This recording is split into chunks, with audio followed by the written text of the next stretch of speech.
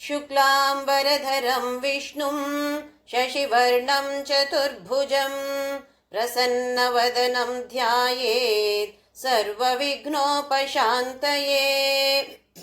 गुरुर्ब्रह्मा गुरुर्विष्णु गुरुर्देवो महेश्वरः गुरुः साक्षात् परब्रह्म तस्मै श्रीगुरवे नमः। सरस्वती नमस्तुभ्यं वरदे कामरूपिणी विद्यारम्भं करिष्यामि ಸಿದ್ಧೇರ್ಭವತು ಮೇ ಸದಾ. ಹರಿ ಓಂ. ಆತ್ಮಬಂಧುಗಳೆಲ್ಲರಿಗೂ ಶುಭ ಮುಂಜಾನೆ. ದಿವ್ಯವಾದ, ಭವ್ಯವಾದ, ನಿತ್ಯ ನೂತನವಾದ, ಅತಿ ಅದ್ಭುತವಾದ, ಅತ್ಯಂತ ಪವಿತ್ರವಾದ ನಮ್ಮ ಒಳಗೆ ಇರುವಂತಹ ಈ ಸುಂದರವಾದ ದೇವಾಲಯಕ್ಕೆ ಎಲ್ಲರಿಗೂ ಪ್ರೀತಿಯ ಆತ್ಮೀಯ ಸ್ವಾಗತ. ನನ್ನ ಗುರುವಾಗಿರುವ ಕೇರಳದ ಕಾಂಜಂಗಾಡಿನ ಆನಂದಾಶ್ರಮದ ಪಪ್ಪಾ ಸ್ವಾಮಿ ರಾಮದಾಸ್ ಮತ್ತು ನನ್ನ ತಾಯಿ ತಂದೆಯರ ಚರಣಾರವಿಂದಗಳಲ್ಲಿ ಅನಂತ ಪ್ರಣಾಮಗಳು. ಅದ್ಭುತವಾದ ವಶಿನ್ಯಾದಿ ವಾಗ್ ದೇವತೆಗಳು ರಚಿಸಿರುವಂತಹ ಲಲಿತಾ ಸಹಸ್ರನಾಮದ ಕೊನೆಯ ಘಟ್ಟವನ್ನ ನಾವು ಇಂದು ತಲುಪಿದ್ದೇವೆ. 170 ಶ್ಲೋಕದವರೆಗೆ ನೋಡಿದೆವು. 171ನೆಯ ಶ್ಲೋಕ ಈಗ. ದಕ್ಷಿಣಾರಾಧ್ಯ ಧರಸ್ಮೇರ ಮುಖಾಂಬುಜ. ದಕ್ಷಿಣ ಅದಕ್ಷಿಣ.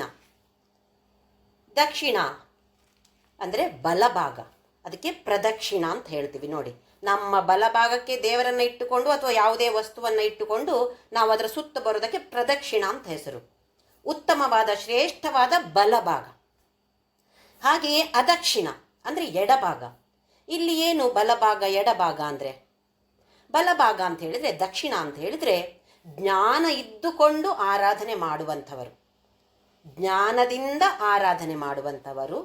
ಹಾಗೆಯೇ ಅದಕ್ಷಿಣ ಅಂತ ಹೇಳಿದರೆ ಅಜ್ಞಾನದಿಂದ, ಭಕ್ತಿ ಇಲ್ಲ ಅಂತಲ್ಲ, ಆದರೆ ಪರಬ್ರಹ್ಮನ ಬಗ್ಗೆ ಜ್ಞಾನ ಇಲ್ಲದೆ ಒಂದು ಮೂರ್ತಿ ಪೂಜೆ ಮಾಡೋದಿರ್ಬೋದು, ಅಥವಾ ನಾಮಸ್ಮರಣೆ ಮಾಡಿ ನೀನೇ ನನ್ನ ಇಷ್ಟ ದೇವತಾ ಅಂತ ಹೇಳೋದಿರ್ಬೋದು.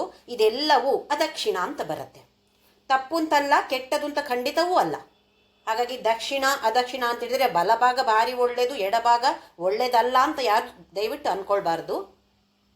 ಅವರವರ ಸ್ಥಿತಿಗತಿಗೆ ಪ್ರಕಾರ ನಾವು ಮುಂದಕ್ಕೆ ಹೋಗ್ತಾ ಇರೋದು.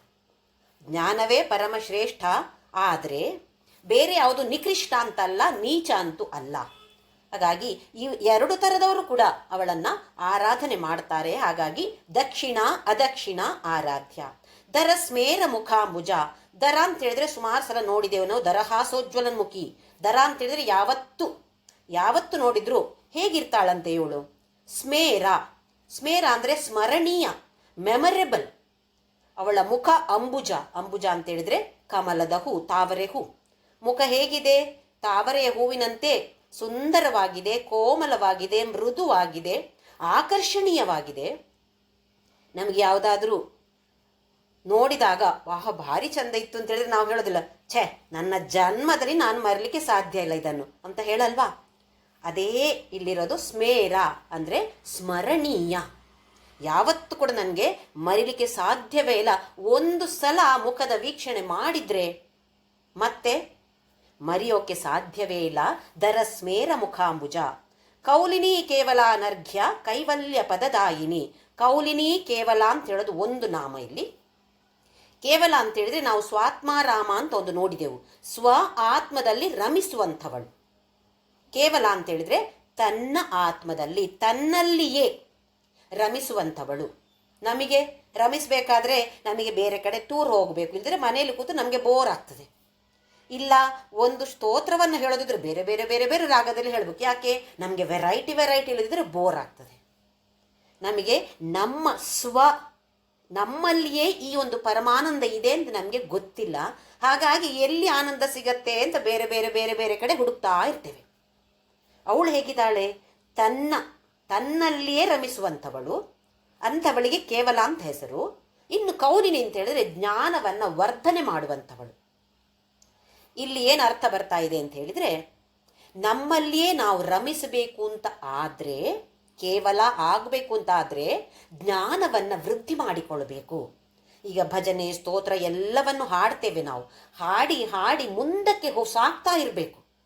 ಮುಂದಕ್ಕೆ ಸಾಗೋದಂದರೆ ಜ್ಞಾನ, ಪರಬ್ರಹ್ಮ ತತ್ವ ಅಂದರೆ ಏನು, ಇದರ ಬಗ್ಗೆ ತಿಳುವಳಿಕೆ ಮೂಡುವಂತೆ ನಾವು ನಮ್ಮ ಮನಸ್ಸನ್ನು ಶಿಕ್ಷಣ ಕೊಡಲೇಬೇಕು ಮನಸ್ಸಿಗೆ. ಇಲ್ಲದಿದ್ದರೆ ಅಲ್ಲೇ ಬಾಕಿಯಾಗಿಬಿಡ್ತೇವೆ. ಹಾಗಾಗಿ ಕೌಲಿನಿ ಕೇವಲ ಜ್ಞಾನದ ವೃದ್ಧಿಯಾದಾಗ ನಮ್ಮಲ್ಲಿ ನಾವು ರಮಿಸುವಂತೆ ಅವಳು ಹಾಗಿದ್ದಾಳೆ, ನಮ್ಮನ್ನು ಹಾಗೆಯೇ ಅನುಗ್ರಹಿಸ್ತಾಳೆ. ಕೌಲಿನಿ ಕೇವಲ ಅನರ್ಘ್ಯ ಕೈವಲ್ಯ ಪದದಾಯಿನಿ. ಕೈವಲ್ಯ ಅಂತ ಹೇಳಿದರೆ ಆ ಸಾಯುಜ್ಯ, ಅವಳಲ್ಲಿ ಸೇರಿಕೊಳ್ಳುವಂಥದ್ದು. ಇದು ಅನರ್ಘ್ಯ, ಅಮೂಲ್ಯವಾದದ್ದು. ನಾವು ಈಗ ಅಂದ್ಕೊಳ್ಬೋದು ವಜ್ರದ ನೆಕ್ಲೆಸ್ ನನ್ನ ಹತ್ರ ಇದೆ, ಭಾರಿ ಅಮೂಲ್ಯವಾದದ್ದು ಅಂತೇಳಿ. ಇದೆಲ್ಲ ಕ್ಷಣಕಾಲ ಇರುವಂಥದ್ದು ಮಾತ್ರ. ಆದರೆ ಶಾಶ್ವತವಾಗಿರುವಂಥದ್ದು ಅವಳ ಜೊತೆ ನಾವು ಯಾವಾಗ ಸೇರಿಕೊಳ್ತೇವೋ, ಸಾಯುಜ್ಯ ಯಾವಾಗ ಸಿಗತ್ತೋ ಅದು ಕೈವಲ್ಯ ಅಥವಾ ಮೋಕ್ಷ. ಅಂದರೆ ಏನೋ ಸತ್ತೋದ ಮೇಲೆ ಮಾತ್ರ ಆಗಬೇಕು ಅಂತ ಇಲ್ಲ. ಈ ಬೇಕು ಬೇಡಗಳಿಂದ ದೂರವಾಗಬೇಕು. ನಾನು ನನ್ನದು ಅಂತ ಹೇಳೋದ್ರಿಂದ ದೂರವಾದಾಗ ಅದು ಮೋಕ್ಷವೇ.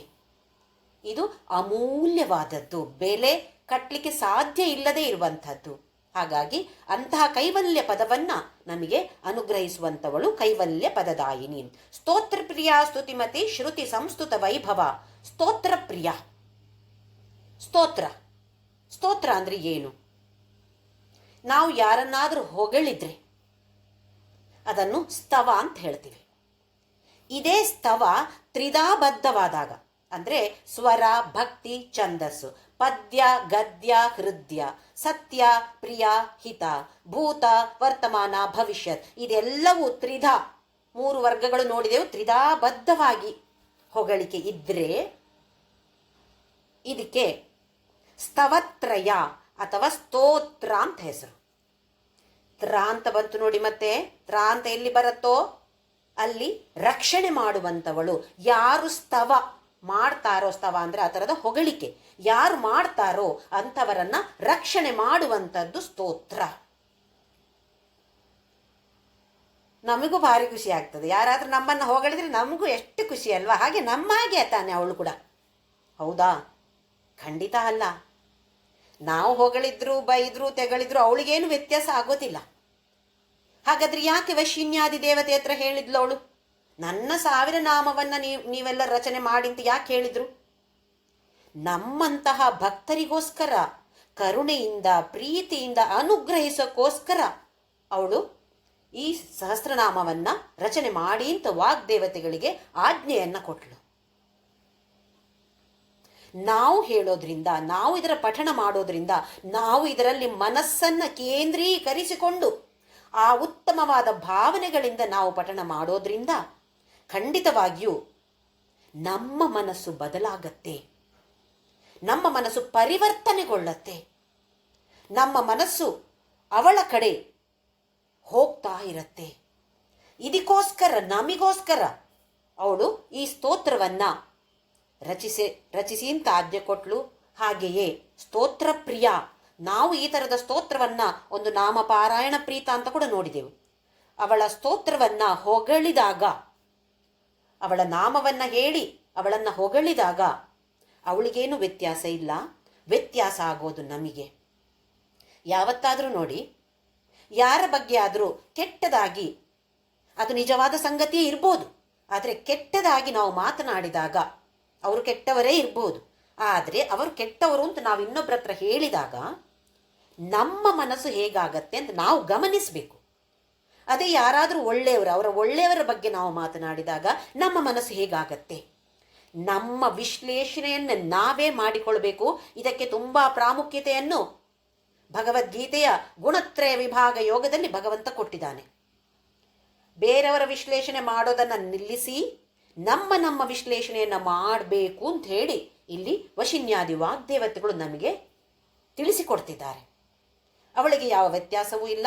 ಆದರೆ ಅವಳ ವಿಚಾರವನ್ನು, ಅದು ಸ್ಥೂಲ ಶರೀರ ಇರ್ಬೋದು, ಸೂಕ್ಷ್ಮ ಶರೀರ ಇರ್ಬೋದು, ಯಾವುದೇ ವಿಚಾರವನ್ನು, ನಿರ್ಗುಣ ಬ್ರಹ್ಮ ಇರ್ಬೋದು, ಸಗುಣ ಬ್ರಹ್ಮ ಇರ್ಬೋದು, ಯಾವುದೇ ವಿಚಾರವಾಗಿ ಅವಳ ಬಗ್ಗೆ ಭಾವನೆಯನ್ನು ನಾವು ನಮ್ಮಲ್ಲಿ ಮೂಡಿಸಿಕೊಂಡಾಗ ನಮ್ಮ ಮನಸ್ಸು ಉಚ್ಚ ಸ್ಥಿತಿಗೆ ಹೋಗುತ್ತೆ.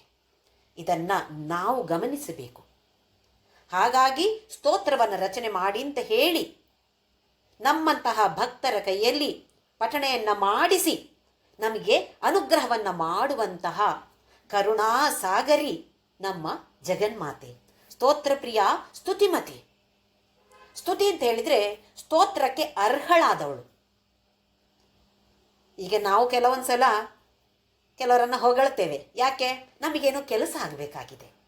ಅವರು ನಿಜವಾಗಿ ಆ ಹೊಗಳಿಕೆಗೆ ಅರ್ಹರಲ್ಲ, ಪಾತ್ರರು ಅಲ್ಲ. ಆದರೆ ಏನು ಮಾಡೋದು, ನಮ್ಮ ಕೆಲಸ ಆಗಬೇಕಲ್ವಾ? ಹೀಗೆ ಹೇಳ್ತೀವಿ, ನಾವು ಹೊಗಳು ಭಟರಾಗ್ತೀವಿ.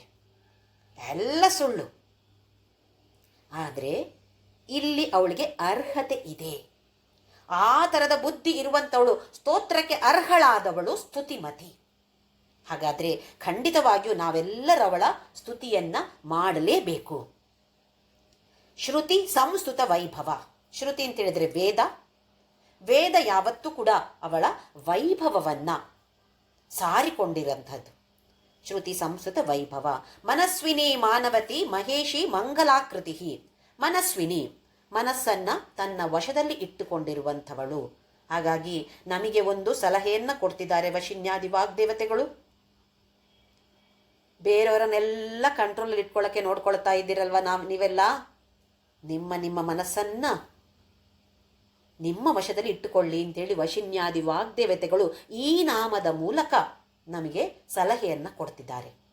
ಮಾನವತಿ, ಮಾನ, ಗೌರವ, ಗೌರವಯುತವಾಗಿ ಇರುವಂಥವಳು. ಶೀಲವತಿ, ಮಾನವತಿ, ಗೌರವಾನ್ವಿತ ವ್ಯಕ್ತಿ.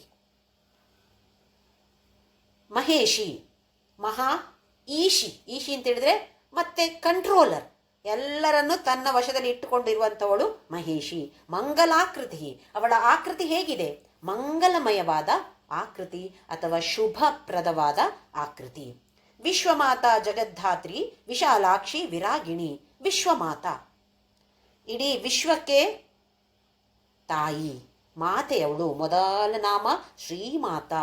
ಆಮೇಲೆ ಅನೇಕ ಕೋಟಿ ಬ್ರಹ್ಮಾಂಡ ಜನನಿ ಅಂತ ಕೂಡ ನೋಡಿದೆವು. ಜನನಿ ಅಂತ ನೋಡಿದೆವು. ಹಲವಾರು ಹೆಸರುಗಳು, ಅರ್ಥ ಎಲ್ಲ ಒಂದೇ ಇದೆ. ಇಲ್ಲಿ ವಿಶ್ವಕ್ಕೆ ಇಡೀ ಅವಳು ಮಾತಾ. ಜಗದ್ಧಾತ್ರಿ, ಜಗತ್ತಿಗೆ ಆಧಾರವಾಗಿರುವಂಥವಳು. ಹಾಗೆಯೇ ಜಗತ್ತನ್ನು ತನ್ನಲ್ಲಿಯೇ ಇಟ್ಟುಕೊಂಡಿರುವಂಥವಳು. ಸುಪ್ರತಿಷ್ಠಾ ಅಂತ ನೋಡಿದೆವು. ಅಂದರೆ ಅವಳೇ ಅದರ ಫೌಂಡೇಶನ್. ಹಾಗೆಯೇ ಆಧಾರವು ಅವಳೇ ಜಗದ್ಧಾತ್ರಿ. ವಿಶಾಲಾಕ್ಷಿ, ಕಾಶಿ ವಿಶಾಲಾಕ್ಷಿ, ವಿಶಾಲವಾದ ಕಣ್ಣನ್ನು ಹೊಂದಿರುವವಳು. ದೊಡ್ಡ ಕಣ್ಣು ಇದೆ. ಯಾಕೆ ದೊಡ್ಡ ಕಣ್ಣು ಬೇಕು? ನಮ್ಮನ್ನೆಲ್ಲರನ್ನ ಗಮನಿಸಬೇಕು ತಾನೇ. ಅದಕ್ಕೆ ವಿಶಾಲವಾದ ಅಕ್ಷಿ ಇರುವಂಥವಳು. ವಿರಾಗಿಣಿ, ರಾಗ. ರಾಗ ಅಂತ ಹೇಳಿದ್ರೆ ಒಂದು ಅಟ್ಯಾಚ್ಮೆಂಟ್, ಬಾಂಧವ್ಯವನ್ನು ಬೆಳೆಸಿಕೊಂಡಂಥವರು ನಾವೆಲ್ಲ. ಅವಳು ಹೇಗಿದ್ದಾಳೆ? ವಿರಾಗ, ರಾಗ ಇಲ್ಲದೇ ಇರುವಂಥವಳು. ಅದಕ್ಕೆ ವಿಶೇಷವಾದ ರಾಗ ಅಂತ ಹೆಸರು. ಏನದು? ರಾಗ ಇಲ್ಲದೆ ಇರುವಂಥವಳು. ಇದು ವಿಶೇಷವಾದ ರಾಗ. ನಮಗೆ ಎಲ್ಲದರಲ್ಲಿಯೂ ಅಟ್ಯಾಚ್ಮೆಂಟ್. ನಮಗೆ ಗಂಡ, ಹೆಂಡತಿ, ಮಕ್ಕಳು, ಕುಟುಂಬ, ನನ್ನ ಮನೆ, ನನ್ನ ಬ್ಯಾಂಕ್ ಬ್ಯಾಲೆನ್ಸು, ನನ್ನ ಹೆಸರು, ನನ್ನ ಪ್ರಸಿದ್ಧಿ ಅಲ್ವೇ. ನನ್ನ ಬಗ್ಗೆ ಅವರೇನು ಹೇಳ್ತಾರೋ ಅಂತ ಹೇಳುವ ಭಯ. ಯಾಕೆ? ನನ್ನ ಹೆಸರು ಎಲ್ಲಿ ಕೆಳಗೆ ಹೋಗ್ಬಿಡುತ್ತೋ ಅಲ್ವೇ. ಎಷ್ಟೊಂದು ನಮಗೆ ಈ ಥರದ ರಾಗಗಳು. ರಾಗ ಇದ್ದಲ್ಲಿ ದ್ವೇಷವೂ ಇದ್ದೇ ಇದೆ.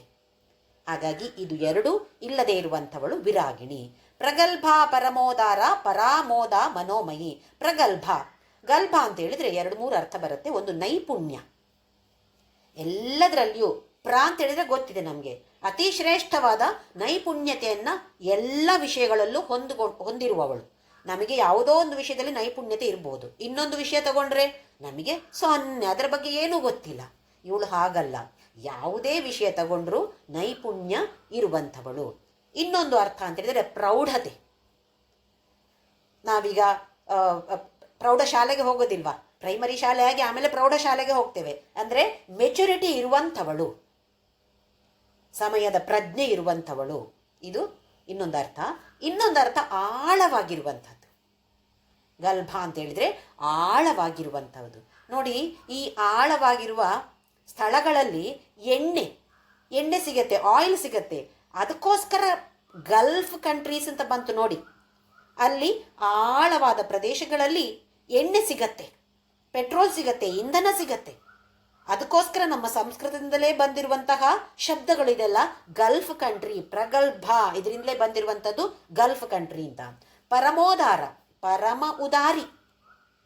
ನಾವು ಹೇಳಲ್ವ, ಯಾರು ಏನಾರು ಕೊಟ್ಟರೆ ಓ ದಾನಶೂರ ಕಾರಣನಾ ನೀನು ಅಂತ ಹೇಳಿ.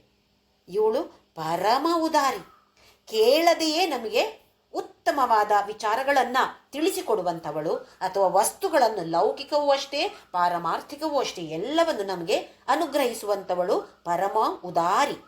ಪರಾಮೋದ, ಮೋದ ಅಂತೇಳಿದರೆ ಖುಷಿ, ಸಂತೋಷ.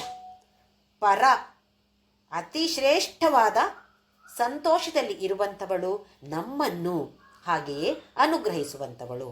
ಮನೋಮಯಿ, ಮನಸ್ಸಿನಲ್ಲಿಯೇ ಇರುವಂಥವಳು. ವ್ಯೋಮಕೇಶಿ ವಿಮಾನಸ್ಥ ವಜ್ರಿಣಿ ವಾಮಕೇಶ್ವರಿ. ವ್ಯೋಮಕೇಶಿ, ವ್ಯೋಮ ಅಂತ ಹೇಳಿದರೆ ಆಕಾಶ. ಇಡೀ ಆಕಾಶವೇ ಅವಳ ಕೇಶ ರಾಶಿ, ಅವಳ ಕೂದಲು ಅಂತ ಹೇಳಿದರೆ ಈ ಇಡೀ ಆಕಾಶ. ವಿಮಾನಸ್ಥ, ವಿಮಾನದಲ್ಲಿ ಇರುವಂಥವಳು. ಯಾವುದವಳ ವಿಮಾನ? ಶ್ರೀಚಕ್ರ, ಚಕ್ರರಾಜವಾದ ಶ್ರೀಚಕ್ರದಲ್ಲಿ ಕುಳಿತುಕೊಂಡು ಎಲ್ಲ ಕಡೆ ವಿಹಾರವನ್ನು ಮಾಡ್ತಾಳೆ. ಇನ್ನೊಂದು ಮಾನ ಅಂತೇಳಿದರೆ ನಮಗೆ ಗೊತ್ತಿದೆ, ಮಾನ ಅಪಮಾನ. ಮಾನ ಅಂತೇಳಿದರೆ ಒಂದು ಅಳೆಯುವಂಥದ್ದು. ವಿಮಾನ ಅಂತೇಳಿದರೆ ವಿಶೇಷವಾದ ಅಳತೆ. ಏನದು? ಅಳತೆಯೇ ಇಲ್ಲ, ಅಳತೆಗೆ ಸಿಗೋಳು ಅಲ್ಲ, ಅಪ್ರಮೇಯ. ಇದೆಲ್ಲ ನಾವು ನೋಡಿದೆವು. ಅದೇ ಥರ ಇಲ್ಲಿ ವಿಮಾನಸ್ಥ. ವಜ್ರಿಣಿ, ವಜ್ರದಂತೆ ತುಂಬ ದೃಢವಾಗಿರುವವಳು, ಗಟ್ಟಿಯಾಗಿರುವವಳು, ಸ್ಟ್ರಾಂಗ್ ಆಗಿರುವವಳು. ಹಾಗೆಯೇ ಆ ವಜ್ರಕ್ಕೊಂದು ಕಾಂತಿ ಇದೆ ನೋಡಿ.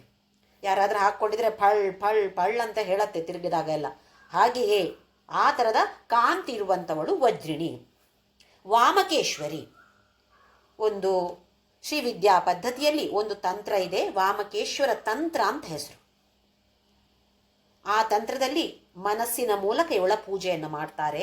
ಹಾಗಾಗಿ ಅವಳಿಗೆ ವಾಮಕೇಶ್ವರಿ ಅಂತ ಹೆಸರಿದೆ. ಇನ್ನೊಂದು ವಾಮ ಅಂತೇಳಿದರೆ ಎಡಬದಿ. ಎಡಪಂಥೀಯರು ಕೂಡ ಅವಳನ್ನು ಆರಾಧನೆ ಮಾಡ್ತಾರೆ. ಹಾಗಾಗಿ ಅವಳು ವಾಮಕೇಶ್ವರಿ. ಇನ್ನೊಂದು ಅರ್ಥ ವಾಮ ಅಂತೇಳಿದರೆ ಅತ್ಯಂತ ಸುಂದರವಾದದ್ದು. ಏನೆಲ್ಲ ಸುಂದರವಾಗಿದೆಯೋ ಎಲ್ಲದಕ್ಕೂ ಈಶ್ವರಿ ಅವಳೇ. ಇನ್ನೊಂದು ಅರ್ಥ ವಾಮ ಅಂತೇಳಿದರೆ ಇತಿ ಮಿತಿ ಇಲ್ಲದೆ ಇರುವಂತಹ ಜ್ಞಾನ, ಅನ್ಲಿಮಿಟೆಡ್ ಜ್ಞಾನ. ಇದು ಕೂಡ ವಾಮ. ಇದೆಲ್ಲದಕ್ಕೂ ಈಶ್ವರಿ ಆಗಿರುವಂಥವಳು ವಾಮಕೇಶ್ವರಿ. ಪಂಚಯಜ್ಞ ಪ್ರಿಯ, ಪಂಚಪ್ರೇತ ಮಂಚಾಧಿಶಾಯಿನಿ. ಪಂಚಯಜ್ಞ ಪ್ರಿಯ, ಹಲವಾರು ಬಾರಿ ನೋಡಿದೆವು ನಾವು ಪಂಚಯಜ್ಞ. ವೇದದಲ್ಲಿ ಅತಿ ಪ್ರಾಮುಖ್ಯತೆಯನ್ನು ಇದಕ್ಕೆ ಕೊಟ್ಟಿದ್ದಾರೆ. ಪಂಚಯಜ್ಞ, ದೇವಯಜ್ಞ, ಬ್ರಹ್ಮಯಜ್ಞ, ಪಿತೃಯಜ್ಞ, ಮನುಷ್ಯಯಜ್ಞ, ಭೂತಯಜ್ಞ. ಇದೆಲ್ಲವನ್ನು ನಾವು ಮಾಡಲೇಬೇಕಾದಂಥದ್ದು ನಿತ್ಯ. ಯಾವುದೋ ವರ್ಷಕ್ಕೊಂದ್ಸಲ ಹೋಗಿ ಎಲ್ಲೋ ಒಂದು ಯಜ್ಞ ಮಾಡೋದು ಅದು ಸರಿಯೇ. ಅದಲ್ಲದೆ ಕ್ಷಣ ಕ್ಷಣಕ್ಕೂ ನಾವು ಮಾಡುವಂಥ ತ್ಯಾಗ ಅಥವಾ ಪೂಜೆ ಅಂತ ಹೇಳಿದರೆ ಈ 5 ಪಂಚಯಜ್ಞಗಳು. ಈ ಯಜ್ಞವನ್ನು ಯಾರೆಲ್ಲ ಮಾಡ್ತಾರೋ, ಮಾಡುವ ಪ್ರಯತ್ನವನ್ನಾದರೂ ಮಾಡ್ತಾರೋ ಅಂಥವರಂದರೆ ಅವಳಿಗೆ ತುಂಬ ಇಷ್ಟ. ಭಗವದ್ಗೀತೆಯಲ್ಲಿ ಕೃಷ್ಣ ಹೇಳ್ತಾನೆ 12ನೇ ಅಧ್ಯಾಯದಲ್ಲಿ, ಯಾವ್ಯಾವ ಗುಣಗಳಿದ್ದರೆ ಅಂತಹ ಭಕ್ತರು ಅಂತೇಳಿದರೆ ನನಗೆ ಭಾರಿ ಇಷ್ಟ. ನಮಗೆಲ್ಲ ಇಷ್ಟ, ಕೃಷ್ಣ ಅಂದರೆ ಇಷ್ಟ, ಲಲಿತಾ ಅಂದರೆ ಇಷ್ಟ. ಆದರೆ ಅವರಿಗೆ ನಾವು ಇಷ್ಟ ಆಗಬೇಕು ತಾನೇ. ನಮ್ಮ ವರ್ತನೆ ಹೇಗಿರಬೇಕು, ನಮ್ಮ ಜೀವನ ಹೇಗಿರಬೇಕು, ಅವರಿಗೆ ನಾವು ಮಾಡೋದು ಇಷ್ಟ ಆಗಬೇಕು. ಇಷ್ಟ ಆಗಬೇಕು ಅಂತ ಇದ್ದರೆ ಈ ಪಂಚಯಜ್ಞವನ್ನು ನಾವು ನಿತ್ಯವೂ ಮಾಡುವಂಥವರಾಗಬೇಕು. ಹಾಗಾಗಿ ಅವಳು ಪಂಚಯಜ್ಞ ಪ್ರಿಯ. ಪಂಚಪ್ರೇತ ಮಂಚಾಧಿಶಾಯಿನಿ. ಒಂದು ಸಲ ನೋಡಿದೆವು ಪಂಚಬ್ರಹ್ಮಾಸನ ಸ್ಥಿತ ಅಂತ ಹೇಳಿದ್ವಿ. ಹಾಗೆಯೇ ಆ ಬ್ರಹ್ಮರಲ್ಲಿ ಬ್ರಹ್ಮ, ವಿಷ್ಣು, ಶಿವ, ರುದ್ರ, ಸದಾಶಿವ, ಇವರಲ್ಲಿ ಇವಳು ಇಲ್ಲ ಅಂತ ಆದರೆ ಅವರೆಲ್ಲ ಏನಾಗ್ತಾರೆ? ಪ್ರೇತಗಳಂತೆ. ನೋಡಿ ಎಷ್ಟು ಅದ್ಭುತವಾಗಿ ವರ್ಣಿಸ್ತಾ ಇದ್ದಾರೆ ವಶಿನ್ಯಾದಿ ವಾಗ್ದೇವತೆಗಳು. ಅವಳು ಅವರ ಜೊತೆ ಇದ್ದರೆ ಪಂಚಬ್ರಹ್ಮಾಸನ, ಪಂಚಬ್ರಹ್ಮರಾಗ್ತಾರೆ. ಅವಳು ಬಿಟ್ಟರೆ ಅವರೆಲ್ಲ ಪ್ರೇತ.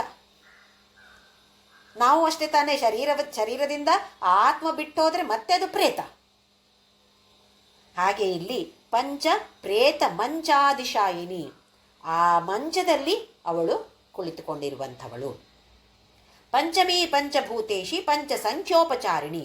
ಪಂಚಮಿ ಎಲ್ಲವೂ 5 ಹಲವಾರು ವಿಷಯಗಳನ್ನು ನೋಡಿದರೆ ಪಂಚ ಜ್ಞಾನೇಂದ್ರಿಯ, ಪಂಚ ಕರ್ಮೇಂದ್ರಿಯ, ಪಂಚ ಪ್ರಾಣ, ಪಂಚಭೂತ, ಇವೆಲ್ಲವೂ ಪಂಚ ಪಂಚ ಪಂಚ ಅಂತ ಬರುತ್ತೆ. ಹಾಗಾಗಿ ಅವಳಿಗೆ ಹೆಸರು ಪಂಚಮಿ.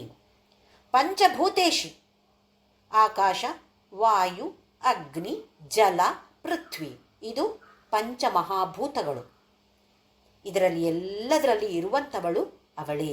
ಸೃಷ್ಟಿ ಮಾಡಿದಂಥವಳು ಅವಳೇ, ಅದರಲ್ಲಿ ಇರುವಂಥವಳು ಕೂಡ ಅವಳೇ. ಪಂಚಭೂತೇಶಿ. ಪಂಚ ಸಂಖ್ಯೋಪಚಾರಿಣಿ. ಗಂಧ, ಪುಷ್ಪ, ಧೂಪ, ದೀಪ, ನೈವೇದ್ಯ, ಈ 5 ಇದಕ್ಕೆ ಆಚಾರ, ಪಂಚ ಉಪಚಾರ ಅಂತ ಹೇಳ್ತೀವಿ. ಈ ಷೋಡಶೋಪಚಾರವೂ ಇದೆ, ಆದರೆ ಆ ಷೋಡಶೋಪಚಾರ ನಿತ್ಯ ಮಾಡೋದಿಲ್ಲ. ಆದರೆ ಈ 5 ಸಾಮಾನ್ಯವಾಗಿ ಎಲ್ಲರೂ ಮಾಡ್ತಾರೆ. ಹಾಗಾಗಿ ಈ ಪಂಚ ಸಂಖ್ಯೆಯಿಂದ ಅವಳ ವಿಚಾರಗಳಿಂದ ಅವಳನ್ನು ಆರಾಧನೆಯನ್ನು ಮಾಡುವಂಥವರು ನಾವೆಲ್ಲರೂ. ಹಾಗಾಗಿ ಪಂಚಸಂಖ್ಯಾ ಉಪಚಾರಿಣಿ, ನಮ್ಮಿಂದ ಈ ಉಪಚಾರವನ್ನು ಪಡೆಯುವಂಥವಳು. ಶಾಶ್ವತಿ ಶಾಶ್ವತೇಶ್ವರಿಯ ಶರ್ಮದಾ ಶಂಭುಮೋಹಿನಿ.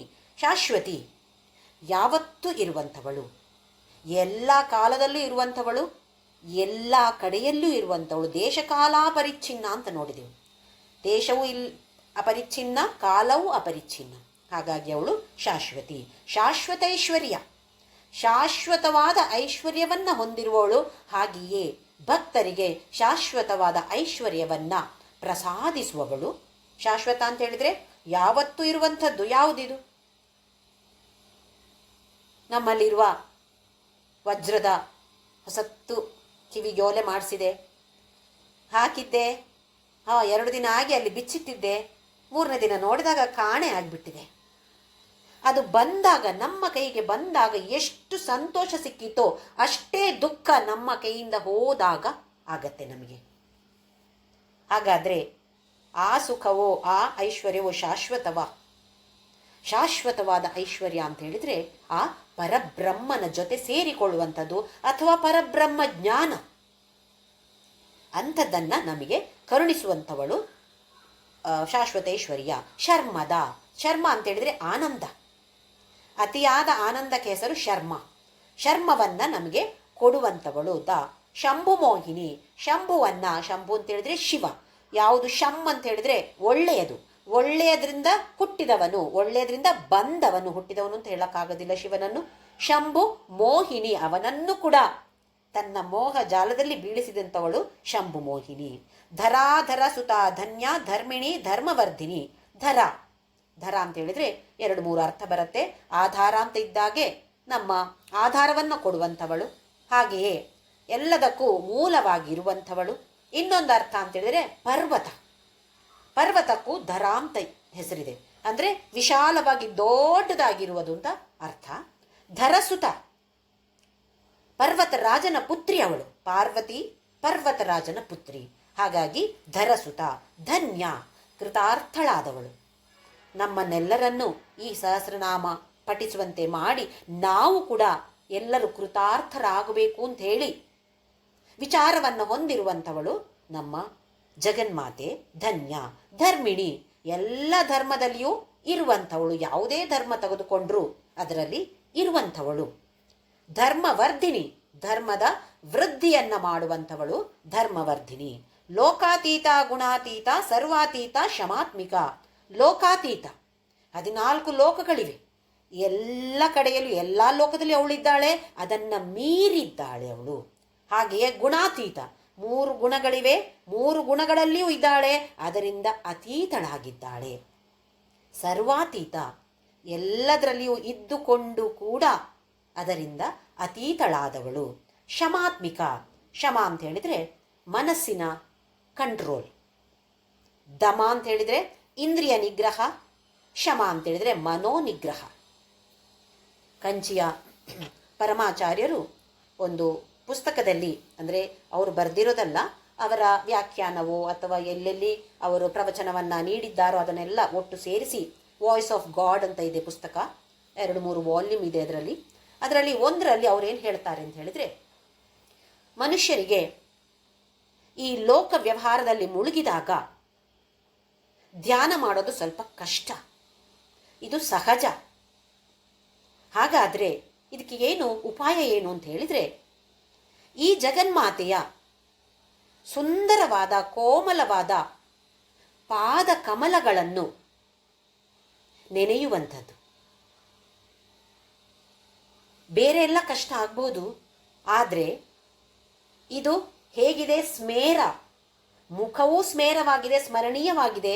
ಅವಳ ಪಾದಗಳನ್ನು ಮತ್ತೆ ಮತ್ತೆ ನಾವು ನಮ್ಮ ದೃಷ್ಟಿಗೆ ತೆಗೆದುಕೊಂಡು ಬಂದರೆ ಅದರ ಅವಲೋಕನವನ್ನು ನಾವು ನಮ್ಮ ಕಣ್ಣ ಮುಂದೆ ಮಾಡ್ಬೋದು.